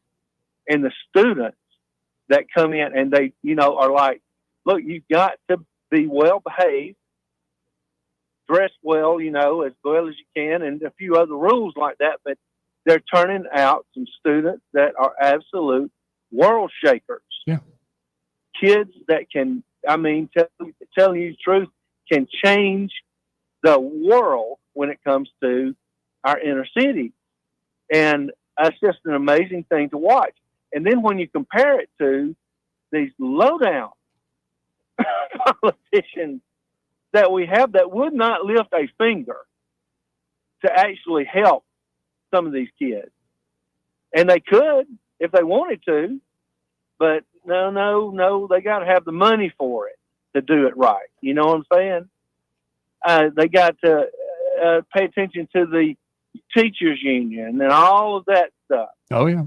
So it's just, I mean, a shame to see it all happening for decades now, but then you see some light being shown here and there, and people that actually see what happens when a few people can get together and make a difference. They want some of that difference. And so it's changing hearts, you know, one at a time like thing. But I think sooner or later, the weight of the sorriness that goes on in our, like, especially education system is going to just collapse in on itself. And people are going to just demand more, you know. Well said. Well, I got to run, Papa B. I got a few other calls. Okay. Thanks, man. Let's go to St. James. Hey, St. James. We haven't spoken in a while. Hey, Joey. How you doing? Hey, Joey. Do you archive your programming? Yeah, it's on YouTube. Joey Clark Live on YouTube. I mean, from years back also? Maybe. I think some of those. Maybe. How far back? Oh, Lord. I don't know. I don't know when the last time I agreed with Papa B. Good Lord. Man, you are. It's got to be. I'm glad I came behind him. That'd be a long time. But anyway, I was on the interstate a second ago, and I saw the little raids coming on. I was listening to Mr. Milliner until he kind of leveled the argument a little bit for us, say maybe 20 minutes ago. By the time I made my stop, but he was saying something about the guy that was elected from the mayor. Yeah, you talking about the appointment? Yeah, you're talking about the appointment, and then you kind of made a comparison. You know, that he was about truth and standards and what's right, and you mentioned Trump. Because I was just thinking, get food. GTFOOH, and you know what that stands for. I can't say it on the air because I don't know of a president that has pardoned so many criminals Biden. in our nation's history. Biden, sir. In our nation's history. Really. Biden. Well, and don't ignore that. Biden was just in office, sir. He pardoned all kind of criminals, rapists, and everything, sir. What do you mean? Like who? Like who? Dr. Fauci. Who? Yeah, that's one. There's a whole list of people. Hunter, his son. Go look up Biden's pardons right before he left office, sir. I will Definitely do that. And then I would appreciate an apology for you trying to smear my. Oh man, come on, really? No, go ahead, man. But seriously, go look that up though. Yeah, like y'all always go to Trump, but y'all ignore Biden. It's funny. Anyway. Well, how can you talk about the one appointment with Reed with what's going on with the president? We talking about the president, which is a 34-count criminal convict. It's almost like I anticipated this argument. Hey, I mean that's cool, but Trump doesn't run Montgomery, sir. Man, what parade are you he watching? Don't run Montgomery. I'm not looking for an equivalency. I'm just making a point. Yeah, but it's null and void. Y'all always do this. Y'all always go to Trump. Let's stick to Montgomery. What about Montgomery? I'm talking about it all because this program talks about. We've been talking about sir. Have you been listening for the last hour or so since I've been here? We've been talking about Montgomery. I'm not calling to argue with you. Trust me, I'm not. Yeah, but you hard-headed like the rest of them. How am I hard-headed? Because we've been talking about Montgomery for the last hour or so. Now you're talking about Trump and the nation. Well, okay, Joey, can I speak to you? Yeah, what's up? Did you pare it down to a local conversation discourse today? Oh yeah, that's been the main focus. I mean, generally people can say whatever they want, but that's been the main focus. Thank you, Joey. Thank you so much. But anyway, Mr. Milner, I mean, we're back. All right, go ahead. Barbecue. I got no qualms with you. I don't even know you, sir. But I'm just calling in to speak my piece on this matter because I've been addressing the outrage all day on social media about this particular thing with the local. So where do you stand on that, sir? Where do you stand on that? I just told you. You're outraged? No, I'm not outraged. I said I was addressing the outrage from the local. Addressing it how? What do you mean? In support or against? No. Not in support of it, but I'm just saying, how can that be an issue when what's going on at the top? They can both exist at the same time. Yeah, they can exist. We can have issues all across the board, man. Top down. Yeah, especially the first appointment, not appointment, but Trump's first administration. There was all kinds of people. Everybody was going to jail. I mean, Sir, how old are you? Yes. How old are you, sir? How old are you? I'm 37. How old are you? I'm 63. Okay, you are you are my dad's age. Yeah. Can you be honest? Just for a little bit. Just for a little bit. Just for a little bit. Look, hear me out. Respectfully. We've been talking about Montgomery for the last hour or so. And I'm asking you, do you personally agree with his appointment of a convicted felon fraudster? Yes or no? He needs 1,000%. I wish he would appoint more. There it is, sir. You are the reason why we're in this hellhole of Montgomery right now. You're the reason. People like you right now. Okay, since you're calling me names, so I call your name. Yes, you are. What name I call you? To me because I'm calling in on the radio, but I'm calling you do what you do, sir. I just see you as another novelty. You can go on Fox News. Have a good day. Oh my word. St. James, you didn't actually hear the conversation because we anticipated almost everything he said. That's what I've been talking about, people. That right there. Thank you for providing the example. The hell is laying out. Anyway, got to hit a quick break here. We'll be right back. Want to carry News Talk in your pocket? Download the News Talk 93.1 app from the App Store. Available on iPhone and Android. Never miss a moment. Download now. For too long, Alabama's statewide news companies have shamed us for our conservative Christian values. Alabama deserves a news company that cherishes our culture, a company that isn't bought and paid for by the powers that be. 1819 News is that company. Run by Alabamians for Alabamians, 1819 News celebrates what is good and beautiful about our state, while exposing those who work against our values in secret. Just go to 1819news.com to learn more. Subscribe to our newsletter. That's 1819news.com. Are you ready for some football? Whether you yell War Eagle or Roll Tide, if you're fourth and goal, then it's time you call in a special team, Alabama Home Mortgage. I'm Kim Williams with Alabama Home Mortgage, where we make mortgages easy. With a starting lineup like ours, you can rest assured that you are dealing with the MVPs of the mortgage industry here at Alabama Home Mortgage. Do you feel like you're being blocked on every play? Take a time out and make the call that will change it all. Call Alabama Home Mortgage at 567-4223, or you can visit our website, myalabamahomemortgage.com. Together, we can create the playbook that will lead to your financial victory. Don't let the clock run out. Call Alabama Home Mortgage today at 334-567-4223, or visit us online at myalabamahomemortgage.com. 567-4223. Alabama Home Mortgage, because there is a difference in mortgage companies. War Eagle, Roll Tide. NMLS 1586-36-8, Equal Housing Lender.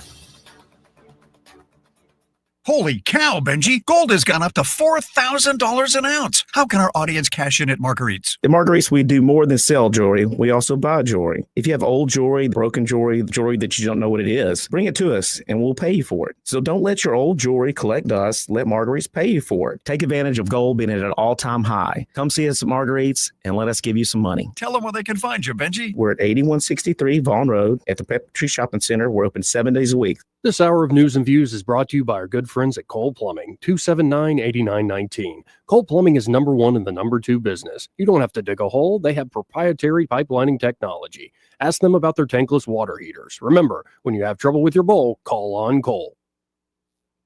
All the headlines the mainstream media won't touch. Your News Talk station. News Talk 93.1 FM WACV.